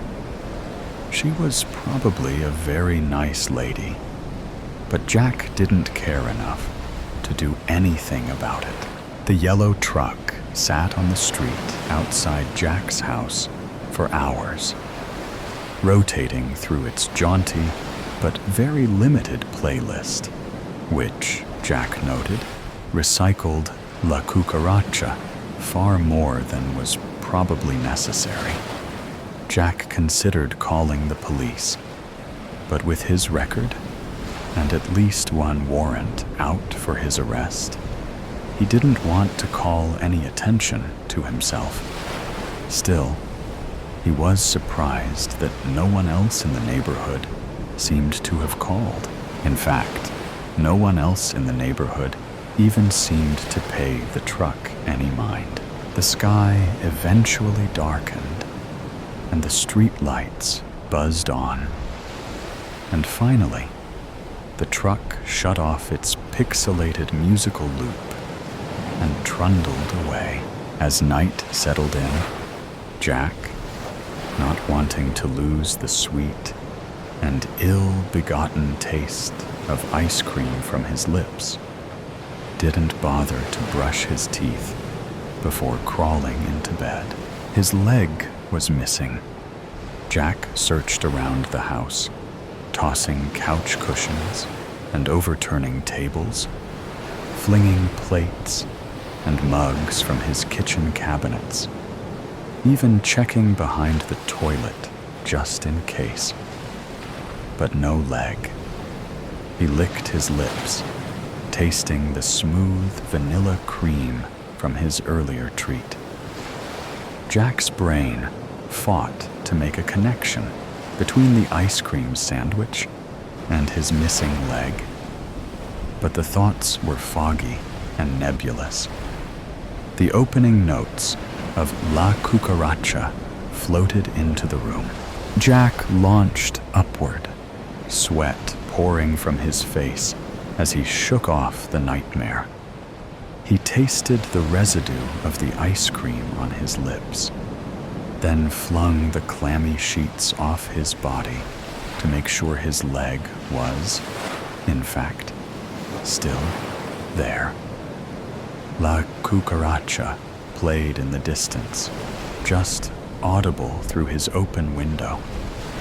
At first, Jack was able to dismiss the music as a memory echo from earlier. But the music grew louder. He lurched out of bed and towards the window, stopping to wrap his robe around himself so the neighbors wouldn't get a peek at his genitals if they happened to be awake, and also looking directly at his house. The familiar yellow panel truck was slowly turning onto his street, music playing at a volume just loud enough for him to hear clearly, but still retain a dreamlike quality. Jack had the strangest feeling. The headlights were aimed directly at him as the truck crept towards his house, an inching pace that was almost sinister. It was far too dark to see if a driver was present this time, but Jack assumed there was one. Jack shut the window, muting the noise just a touch, and tried to get back to sleep. The song slithered into his ears and brain, worming around and preventing him from falling back to sleep. He promised himself that he would give the driver a stern talking to in the morning if the truck were still parked outside his house. As the sun started to peak over the horizon, the music finally died down, and Jack stood in the window, watching the panel truck slowly crawl down the street. He hadn't bothered to grab his robe this time, but the fog of sleeplessness had settled over his brain. More than 1 cup of bitter, black coffee was necessary to get him ready for the ride to work. Slower reactions would make the commute more dangerous, he thought, snapping on his bike helmet. He cursed his revoked driver's license, unsteadily mounted the bike, and started pedaling. At each red light, Jack took a generous swig out of his travel mug, and by the time he sat down at his desk, he was wired. The sheer amount of coffee he drank that morning had agitated Jack's stomach, so he was looking forward to having solid food by the time noon rolled around. A little something to absorb all that coffee. He walked to his favorite sandwich shop, a tiny hole in the wall, a block or so down from his office. It was a checkered tablecloth affair, plus an easily accessible tip jar and an oblivious cashier, so he almost always broke even. The welcome bell chimed merrily as Jack opened the door, but the chimes didn't stop when the door closed. He paused, listening, then realized the notes formed a song. La cucaracha increased in volume, steadily, and Jack was too busy frowning at the noise to notice when the hostess greeted him. Sorry. Table for one, he told her, and she walked him to a booth by the window. Jack started to sit, but realized he could see the bright yellow panel truck pull awkwardly into the parallel parking spot directly in front of the diner. He sprang back, an odd fear clawing at his chest. Maybe a different table, he said. The hostess shrugged and pointed him to a table near the kitchen. Jack slumped down in a chair that still let him see out the window. The menu, still as maddeningly crooked as before, was fully visible from this vantage point, and Jack noted that though the sales window was open, no one was manning the counter. So Jack couldn't shake the feeling of being watched as he ordered his lunch, chewed, drank, wiped his mouth with his flimsy paper napkin, paid at the counter, helped himself to the tip jar, and walked out the door. Every move soundtracked by the tinny tunes pumping out of the truck's speaker. No one had approached the counter to buy an ice cream the entire lunch hour. His muscles relaxed as he walked back to his building. The more the music faded with distance, the better he felt. He hadn't even noticed he was so tense. Jack rolled his neck around, rotated his shoulders, and was just about to reach the automatic doors to his office when he heard it again. The 8-bit notes of La Cucaracha increased in volume behind him, and he swung around, fists raised and heart beating rapidly. His boss, who had been walking up immediately behind him, backed up. "Whoa, whoa, Jack." treating Jack like a panicked horse had, presumably, his boss's desired effect. And Jack put his fists down. "What's got you all spooked? Bad sandwich?" His boss chuckled and then breezed past Jack into the office. Still on the sidewalk, Jack caught a flash of yellow down the block. He didn't wait to see the truck this time and rushed inside.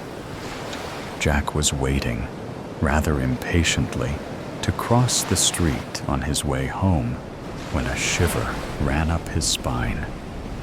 He looked over his shoulder and his stomach seized. The yellow ice cream truck was also in line at the stoplight, just 3 car lengths away. It wasn't playing the music, but Jack thought he could hear it all the same. Jack wasn't completely sure that the truck was following him, specifically as he cycled through the neighborhood.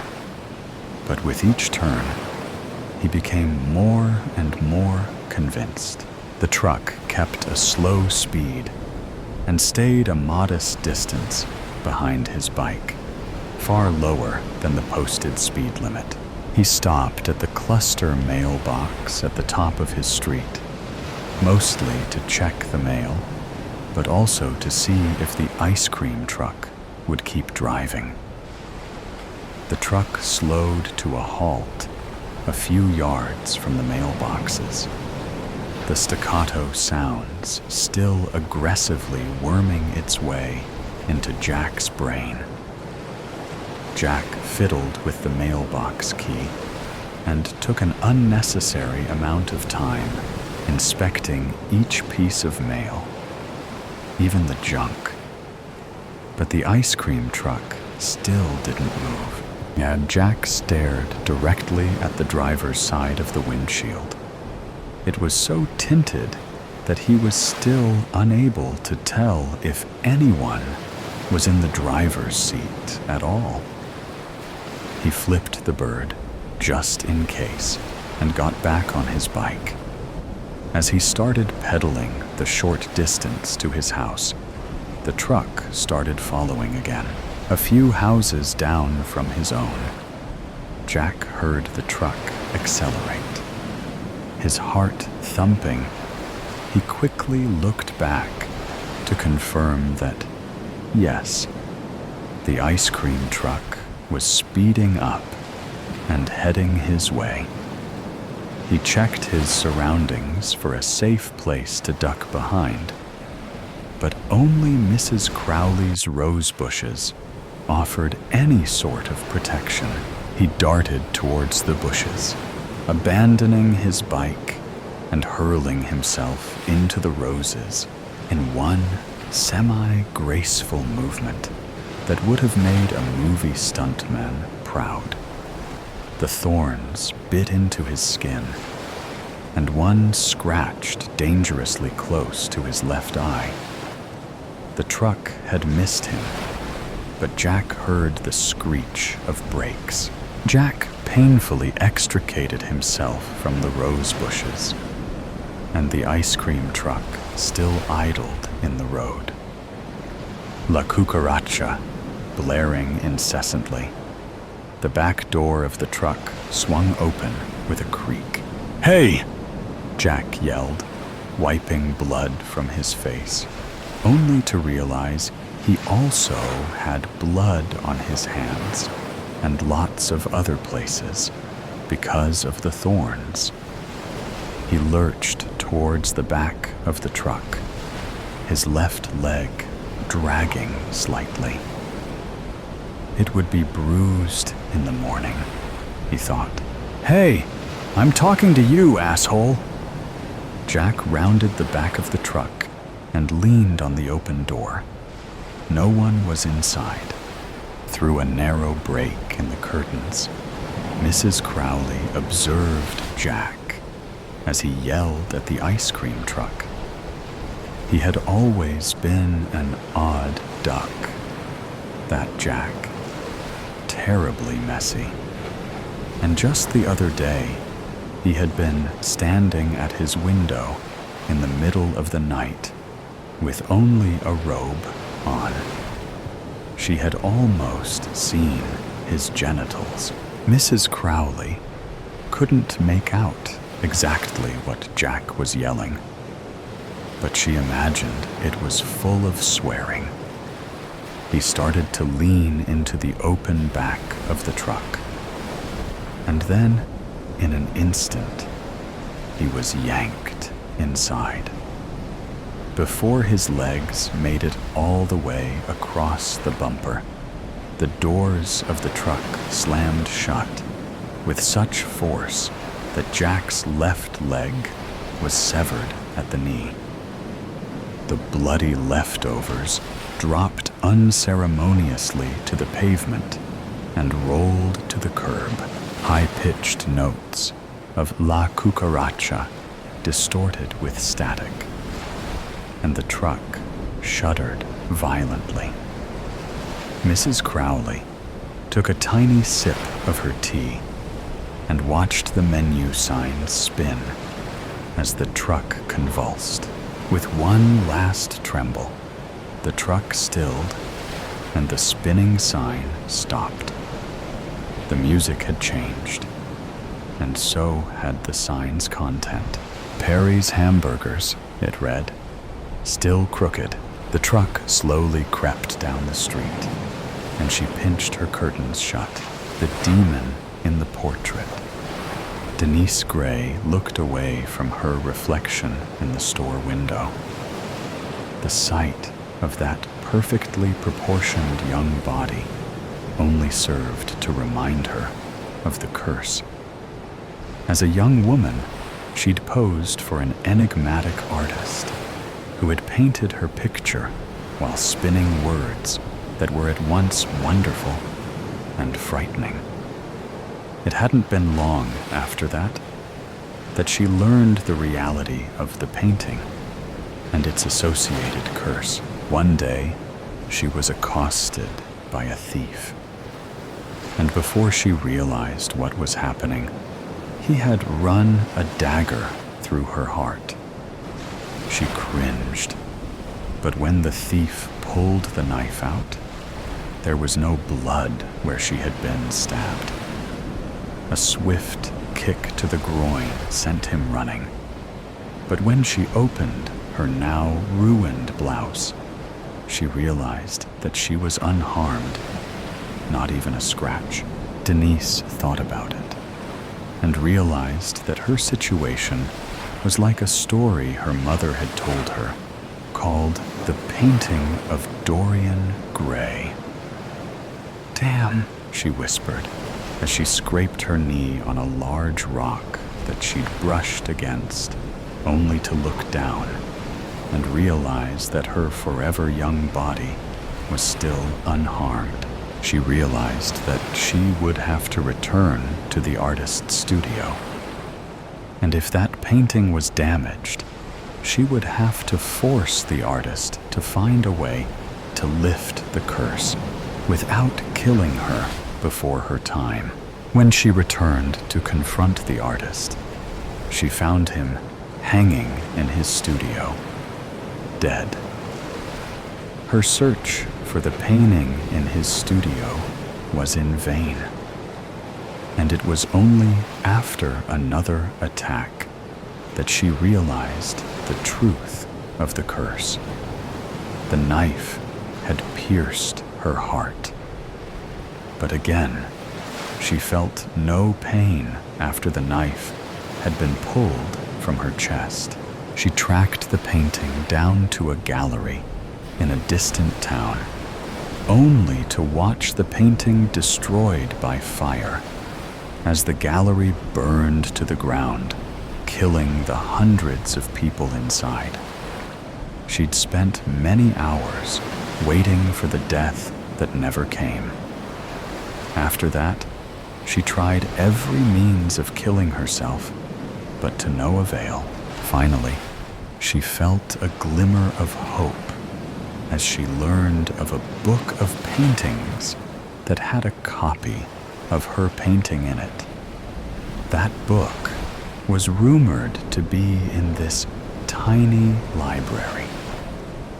She took a deep breath as she approached the tiny library. She knew she had to do something, or she would go insane from not being able to die. Denise had arrived just as Jessie had left the library and moved toward the tavern. An hour while the poor, pregnant librarian took lunch wouldn't make a lot of difference, she thought, as she sat down on a nearby bench. She smiled as a group of children ran by. One little brown-eyed girl stopped and smiled back, then ran to join her friends. "The book you want is here," Jessie said, "but you may be disappointed. The book is a manual for destroying demons." "I don't feel like a demon," Denise said. Jessie slid the leather hand-bound book toward Denise. "What happens if I open it?" Jessie shrugged. "I haven't read that far." Denise felt a tingling race up her arm as she pulled the book toward herself. What if she got sucked into the book when she opened it? She looked down at her ruined blouse. She'd neglected to change the blouse, even though she had another in her small travel bag. Throwing caution to the wind, she opened the book. Being stuck in the book would be no worse than not being able to kill herself. The first thing she saw was a horrible version of herself. Her hair was singed, and every injury she'd sustained in getting there had scarred over. When she could finally pull her eyes away from the picture, she began to read. The demon her painting had become had spoken from the painting and convinced the artist to hang himself. Then she had started the fire that destroyed the original painting, killing all the people there for the unveiling. Denise slammed the book closed. The pull of the woman in the painting was more than she could stand. "Are you affected as well?" Denise asked, only to be met by a blank stare from Jessie. A few moments later, her unborn child, kicking wildly, stirred Jessie back to life. "We have to destroy the book," Denise said. Jessie shook her head. "She will take us all with her." Denise slammed her hand down on the book before Jessie could open it. "That's exactly what she wants you to think. But trust me," Jessie's unborn baby kicked so hard that she gasped. "I can't help you. I'll take care of it," Denise said, taking the book and leaving the library. Denise counted herself lucky that the tiny library was on a small tropical island with an active volcano. It would only take her half a day to get to the volcano cone, light the book on fire, and drop it into the liquid lava below. She only hoped that would be enough. As she moved toward the volcano, the book and the demon it contained recognized her intent. "Hand over that book," the huge Polynesian man standing in her way said, his gun drawn. On some level, Denise knew that the man was under the influence of the demon. She ran around him and felt the bullet from his gun rip through the ruined blouse and on through her right shoulder. By the time she reached the trail at the edge of the volcano, she could feel the demon trying to stop her. Branches and thorns reached out for her, only to rip more holes in her ruined blouse as she ran toward the summit. Finally, she reached the edge of the cauldron and the bubbling lava below. No! The sound of the wind and the rush of the heat shouted as the edges of the book began to smoke. The book burst into flames as she tossed the book toward the lava. It hung suspended above the lava, flaming bigger and brighter, but without being consumed. Suddenly, she noticed that the young girl she'd seen before had caught up to her. It's drawing power from your blouse. Denise shook her head. None of this made sense. The blouse had taken the brunt of the damage inflicted on her and was ragged and full of holes. You have to destroy the blouse as well, the girl said, before racing away from the lip. At the bottom of the trail, she saw the other children blocking the way of the adults who were under the influence of the book. Denise turned to see flame explode from the book and realized that she had no choice. If destroying the blouse didn't work, she would have to offer herself to the volcano. But this glimmer of hope had given her a reason to live. She pulled the remains of that ruined blouse off and threw it down at the boiling lava below. The atmosphere around the book howled in rage as the blouse fluttered to the surface of the lava and then burst into flames. The book exploded, scattering burning ash over everything. Before Denise could react, the same young girl was pulling her away from the lip of the cauldron. She stumbled into the group and children, and then her world went black. Denise remembered that blouse as the one that the artist had insisted she wear while he worked on the painting. What happened after that was a blur until that book exploded over the cauldron. She took a deep breath and opened her eyes to the soft light of the sun coming in through the curtains of a cottage near the ocean. It was a dream, she thought, until she realized that she wasn't wearing the blouse anymore. The painting and the book had been destroyed, but she didn't know about the curse. She inspected her body and then wrapped a sheet around her till she could find some clothes. Denise opened the door and saw children playing in front of the cottage, then stepped onto the porch and noticed a thorny bush near the steps into the yard. She idly pricked her finger and gave a sigh of relief as she realized that the curse was gone when a tiny drop of blood formed on her finger. "The children told us how you saved us," Jessie said as she approached from the side yard. Denise shrugged. "I needed to be free of the curse," Jess smiled. "The children like having you around, and we are in the market for school teacher." Denise had never considered anything like this. She'd been so young when the nightmare started. She looked down. Her body was still young, and if the kids had trusted her, maybe she could try.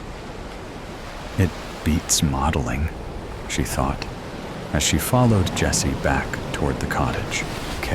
I met death last night, being alone in one of London's many streets. I was already cold, but his presence behind me was more than that. It was ice. Sharp, hard ice that seared through my flesh, traveled through my blood, urging goosebumps to shoot out of my skin. When I turned down the lonely alley, I regretted it instantly. It was said that he lingered in dark streets, waiting for a desperate soul to pass him by. But still, I had decided to keep going. Arriving in London on the night of my sister's birthday was already fine, but her party had begun at 8 p.m., and I didn't need to look at my watch to know that it was way past that already.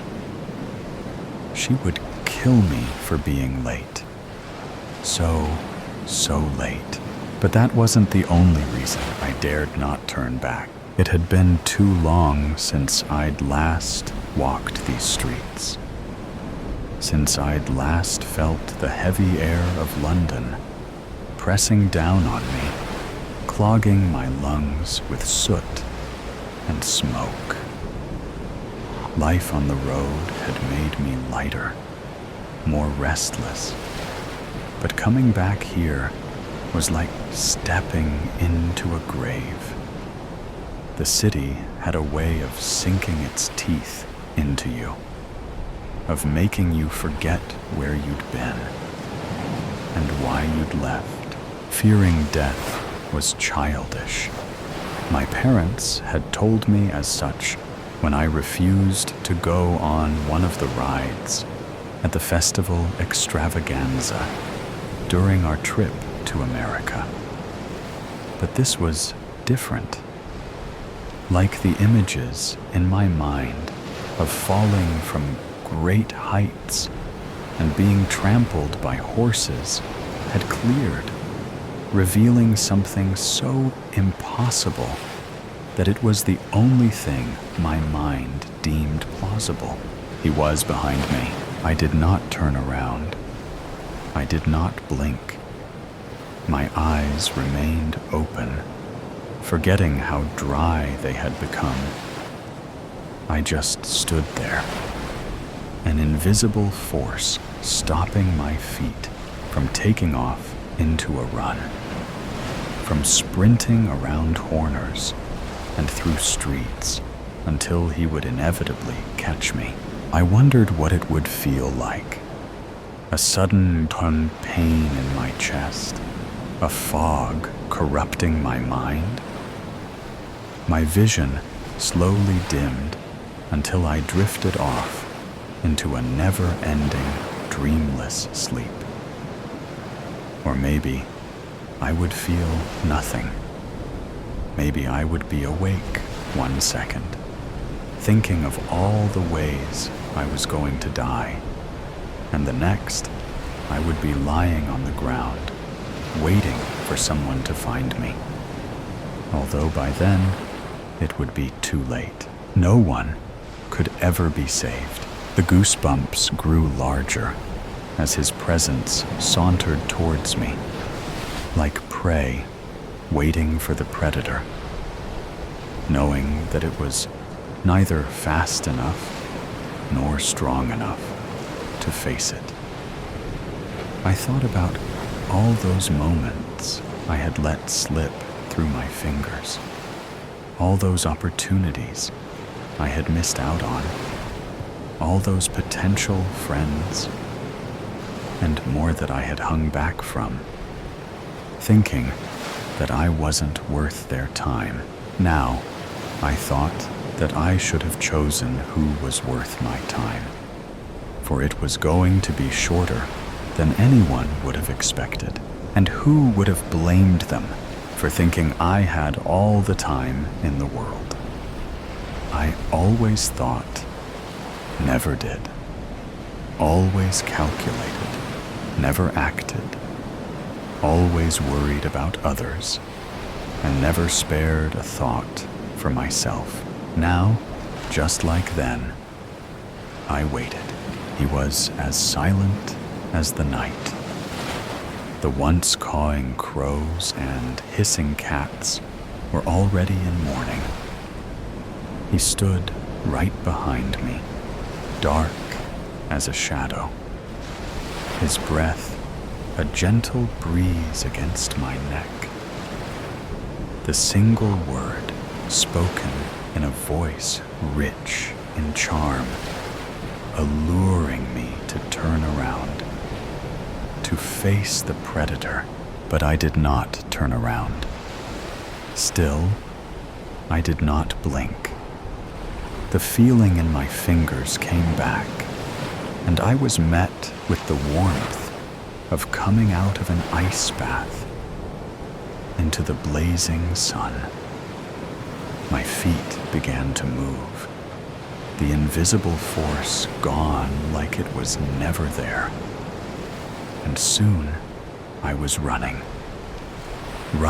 through winding streets, trying to think of anything but what had just happened. I'm late, I thought. I'm so late. And my sister will be mad. I tried to convince myself that was why I was running. Nothing happened. I saw nothing. My breath tore through the night's air as my book struck the slick cobblestones. Gas lamps fought against the choking fog, blinding me. The stray hairs that I had forgotten to shave on my arms stood up as ice invaded my lungs once more. No, please no. I had heard people talk about terror whipping through them, causing them to panic and shake. But that was a lie. Terror didn't come all at once. It came in waves, each one bigger than the last, freezing my lungs and clenching my throat in a vice-like grip. Why did I think that I could outrun him? Why did I think I could outrun the inevitable? I looked down at my pale skirts, now splattered in mud, and refused to look up again. The shock of what I might see would kill me before he did.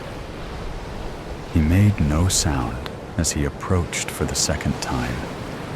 No footsteps, no shift of breath or fabric.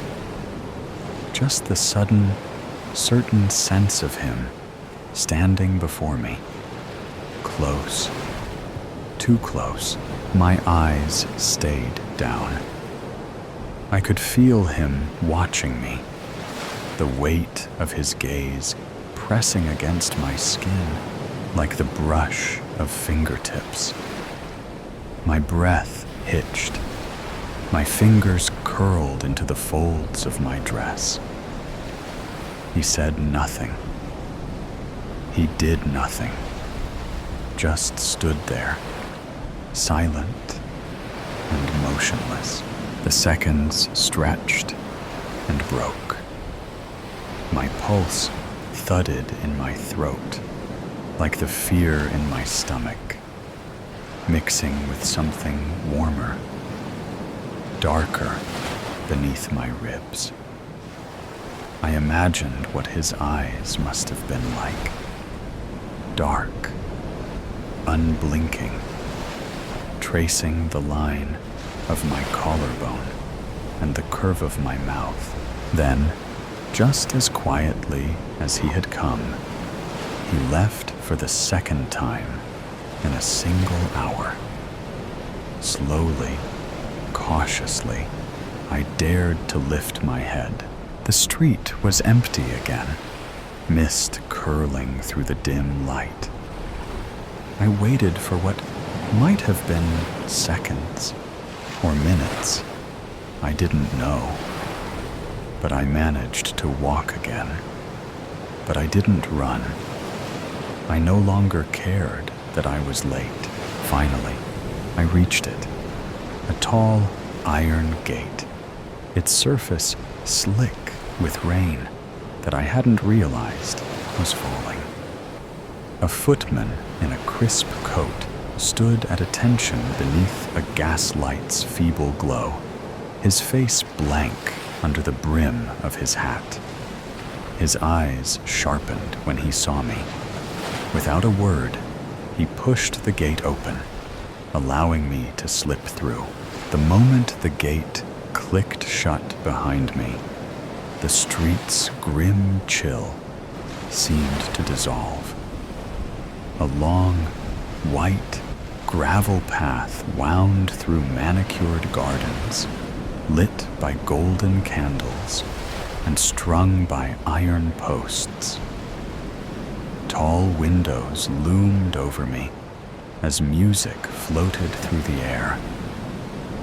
As soon as I made it into the house, I passed the polished wood and gilded mirrors, up the stairs to the spare bedroom where I flopped onto the well-made bed, ignoring the state of my clothes. Did I feel bad for leaving my sister on her birthday?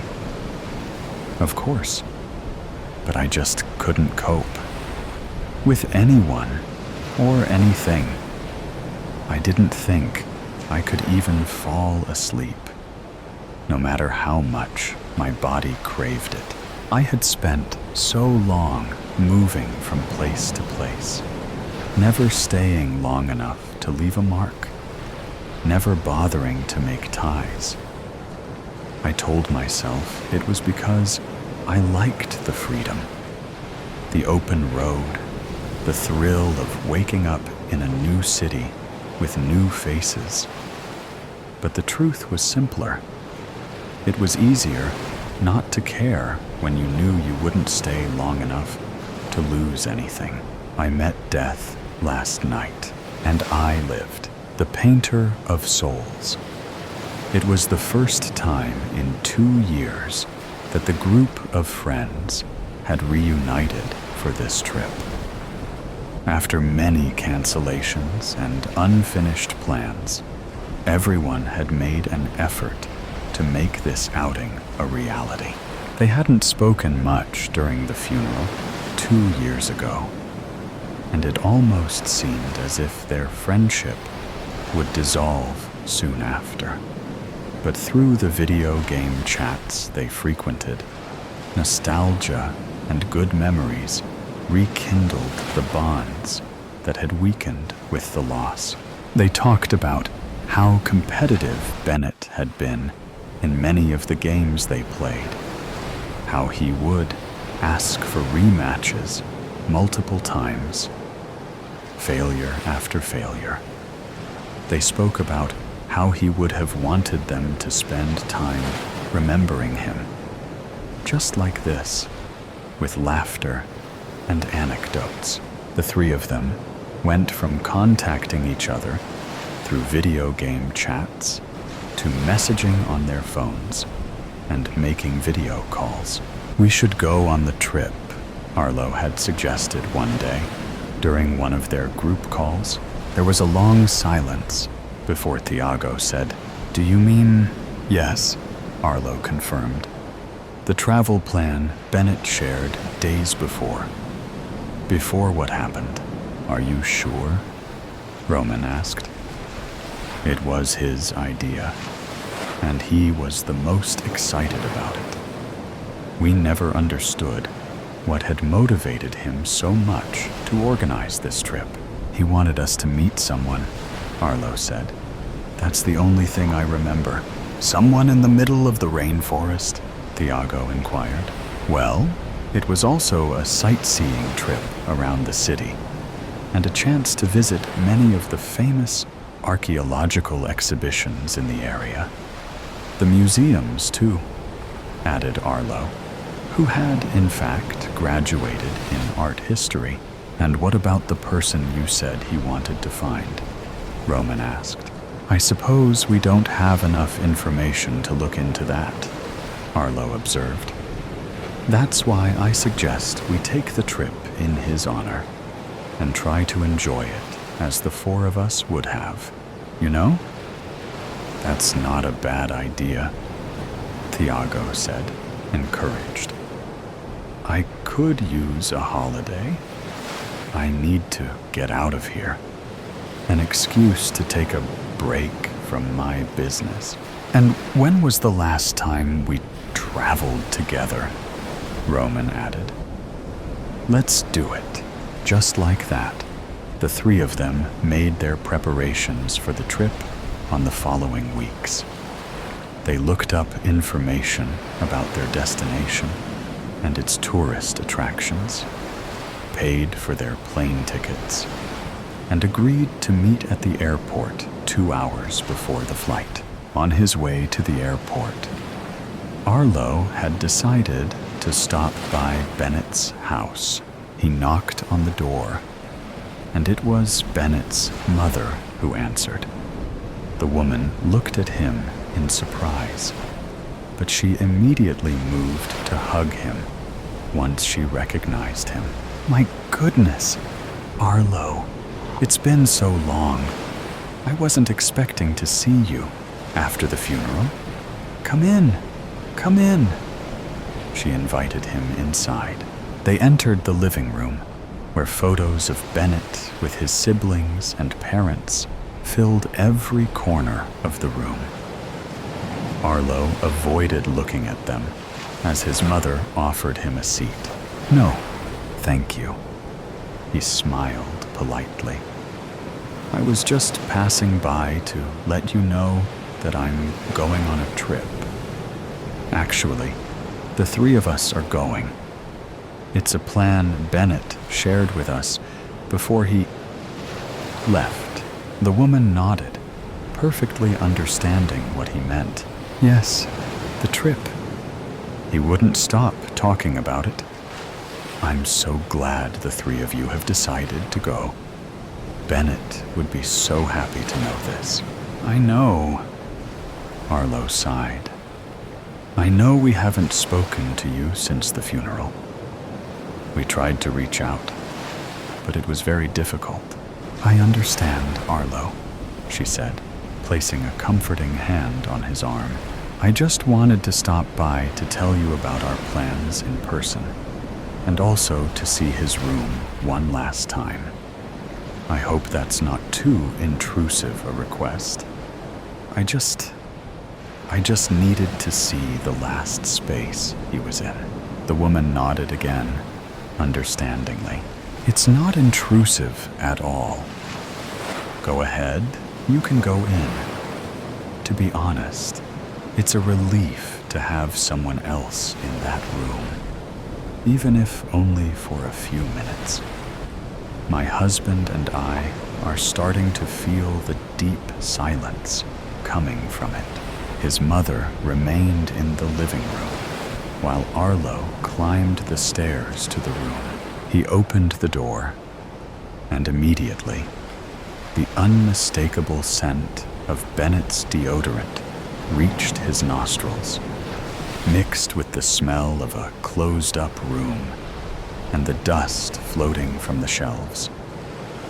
Most of his belongings and clothes were packed away in boxes that the family would donate to charity, but the posters and printed images on the walls had not yet been taken down. Arlo stepped closer to observe them carefully. Bennett used to draw a lot in his spare time. Despite having graduated in computer science and cybersecurity, his true passion had been drawing and sketching, something he had dedicated himself to in his free time, both inside and outside of university. On the wall were drawings that seemed to depict them, the group of friends, peculiarly colored in primary colors. In some drawings, Roman and Thiago were shaded in pink tones. In others, a slightly more purple hue. Bennett himself was shaded in gray. Arlo was always painted in red. Arlo gazed at the drawings with resentment, holding back the urge to tear the paper from the wall. During the first 2 days at their destination, the three friends spent their time at the 4-star hotel they had booked. When Arlo suggested going to the city center to explore, the other two sighed in annoyance. "We have a week and a half to explore whatever you want," said Tiago, still wrapped in his sheets. "We won't have the chance to enjoy this level of luxury once these holidays are over. You're the one finishing a PhD in history and art, Arlo. You can go without us," added Roman as he put on his swimming trunks. Getting ready to head to the pool, Arlo irritably reminded them, "This trip is for Bennett. You know he would have wanted to see the exhibitions and museums. You've been saying that for weeks," Roman retorted, turning to face him. What's with the sudden interest in what he wanted to explore? If I remember correctly, you always ignored all the drawings and paintings he tried to share with us. Now Tiago sat up on the bed, watching his friends as they confronted each other. "What's gotten into you, Roman?" Arlo asked. "I don't know. Why are you making us feel like you're the one who cares the most about his death and his final wishes? We mourn his loss too. Don't try to act like you're above us with your false moral code." Arlo simply pulled a small, crumpled note from his pocket and shoved it in Roman's face. This is the place he wanted to visit, along with the name of the person he wanted to see. Roman snatched the paper to read it himself. Tiago got up to take a look as well and asked, "Was this what you went to get from his house?"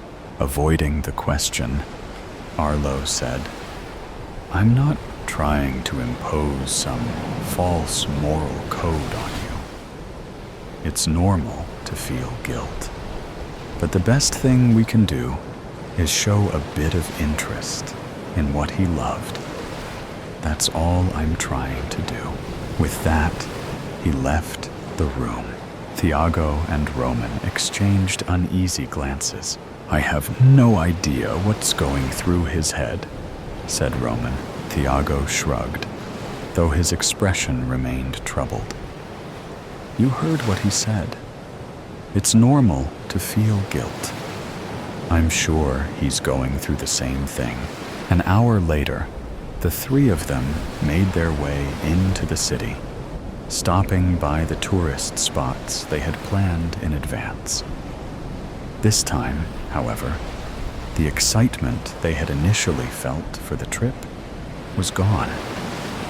A sense of impending doom loomed over them, and there was nothing they could do to dispel it. All of a sudden, what had been a journey in memory of their friend was being exposed as the farce they had tried to mask with that ridiculous excuse. The last place left to visit was the shop. It was an art shop. From the outside, it had that vintage aesthetic that attracted art lovers looking for something unique and different, something timeless, stuck in time. The three entered cautiously. The shop was empty, and the light streaming through the glass windows fell upon the golden and bronze frames of the various paintings hanging and stacked everywhere. All the paintings depicted people, some in groups, others alone. At first glance, they seemed like photographs, edited in different colors, but upon closer inspection, one could appreciate the hand-drawn strokes and the pigment of watercolors and oil paint.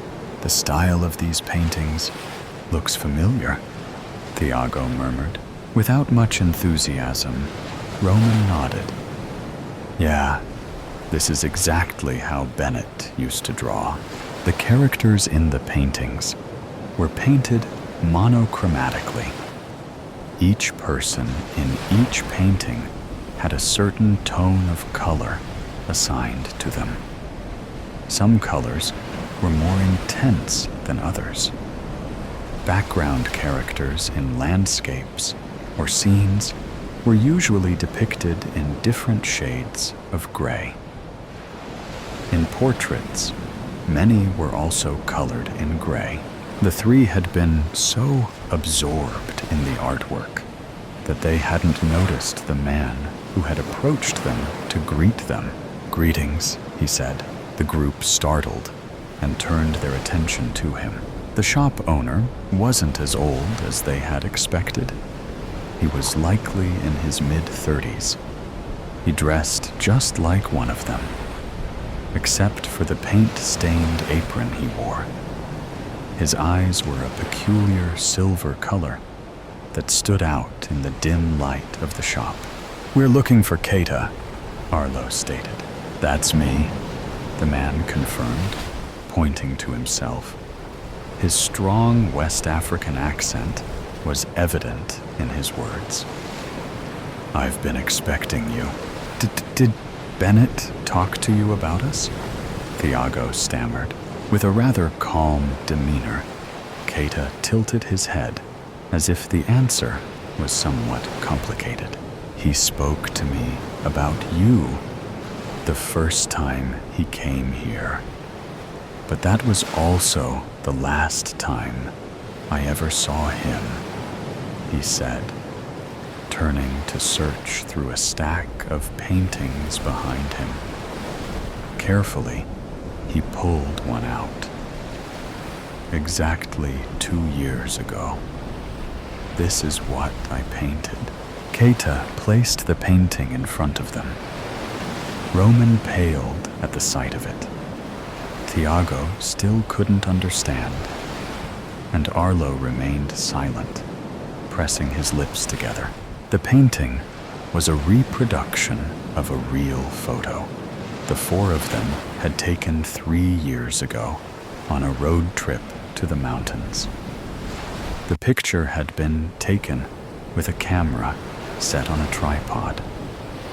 However, in this painting, only Arlo, Roman, and Thiago smiled at the camera, standing in front of a rocky landscape with waterfalls cascading into a lake.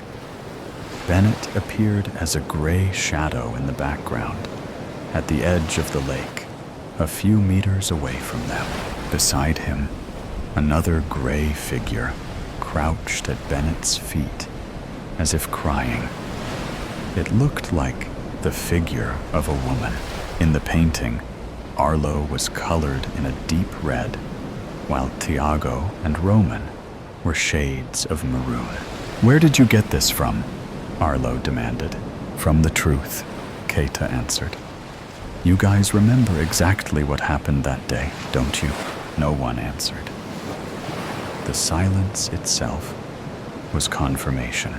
"I can see the color of your souls from miles and miles away," the artist continued.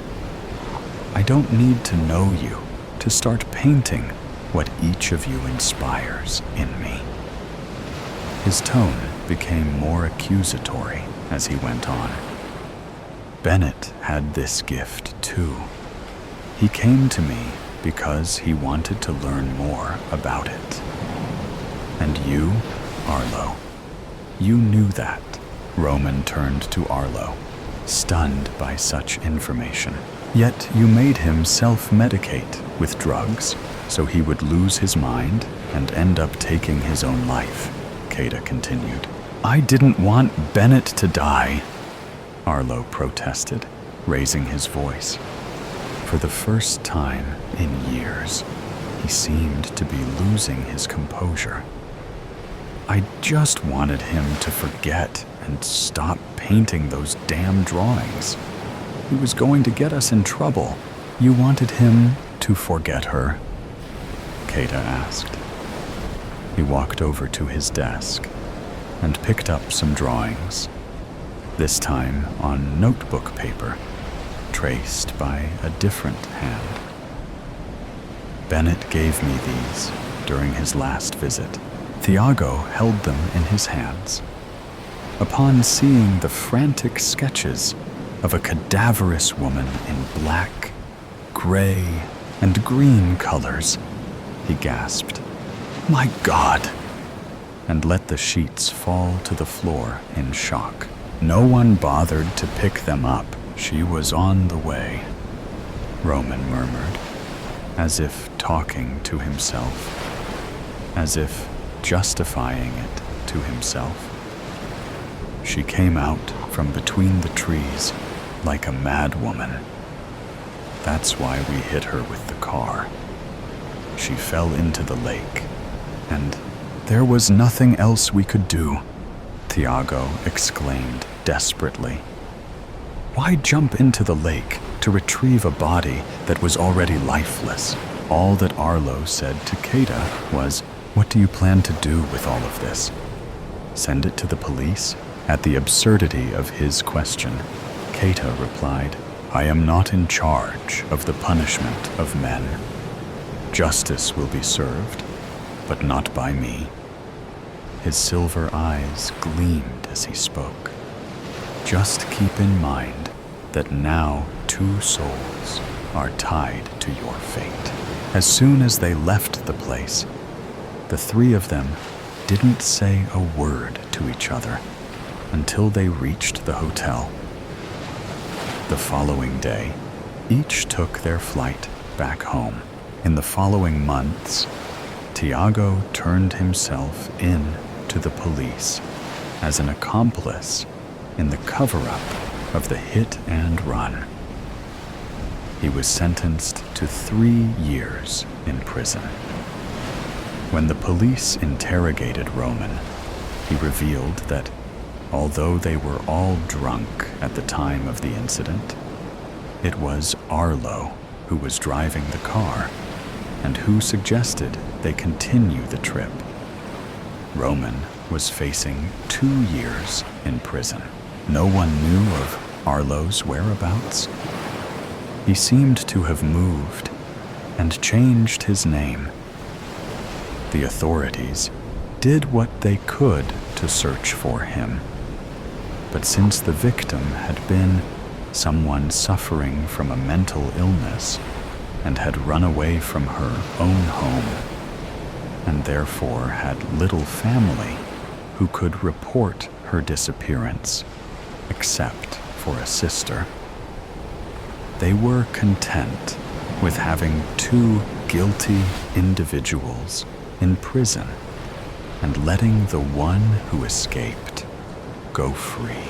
Months after all of this, in their respective cells, Roman and Tiago received a letter in a brown envelope. The letter consisted of a pencil-drawn illustration showing Arlo drowning in a lake of skulls. The lake was the only part painted in a deep red, like blood. So today's story has come to an end. Or perhaps it never really ended. There are mysteries still there, questions still unanswered, and sometimes things that seem to only exist in stories can creep into reality in unexpected ways. Are you sure that when you turn off the sound, everything around you will still be normal as before? Or is there something watching you? Either way, always remember that these are just stories, or at least we want to believe that they are.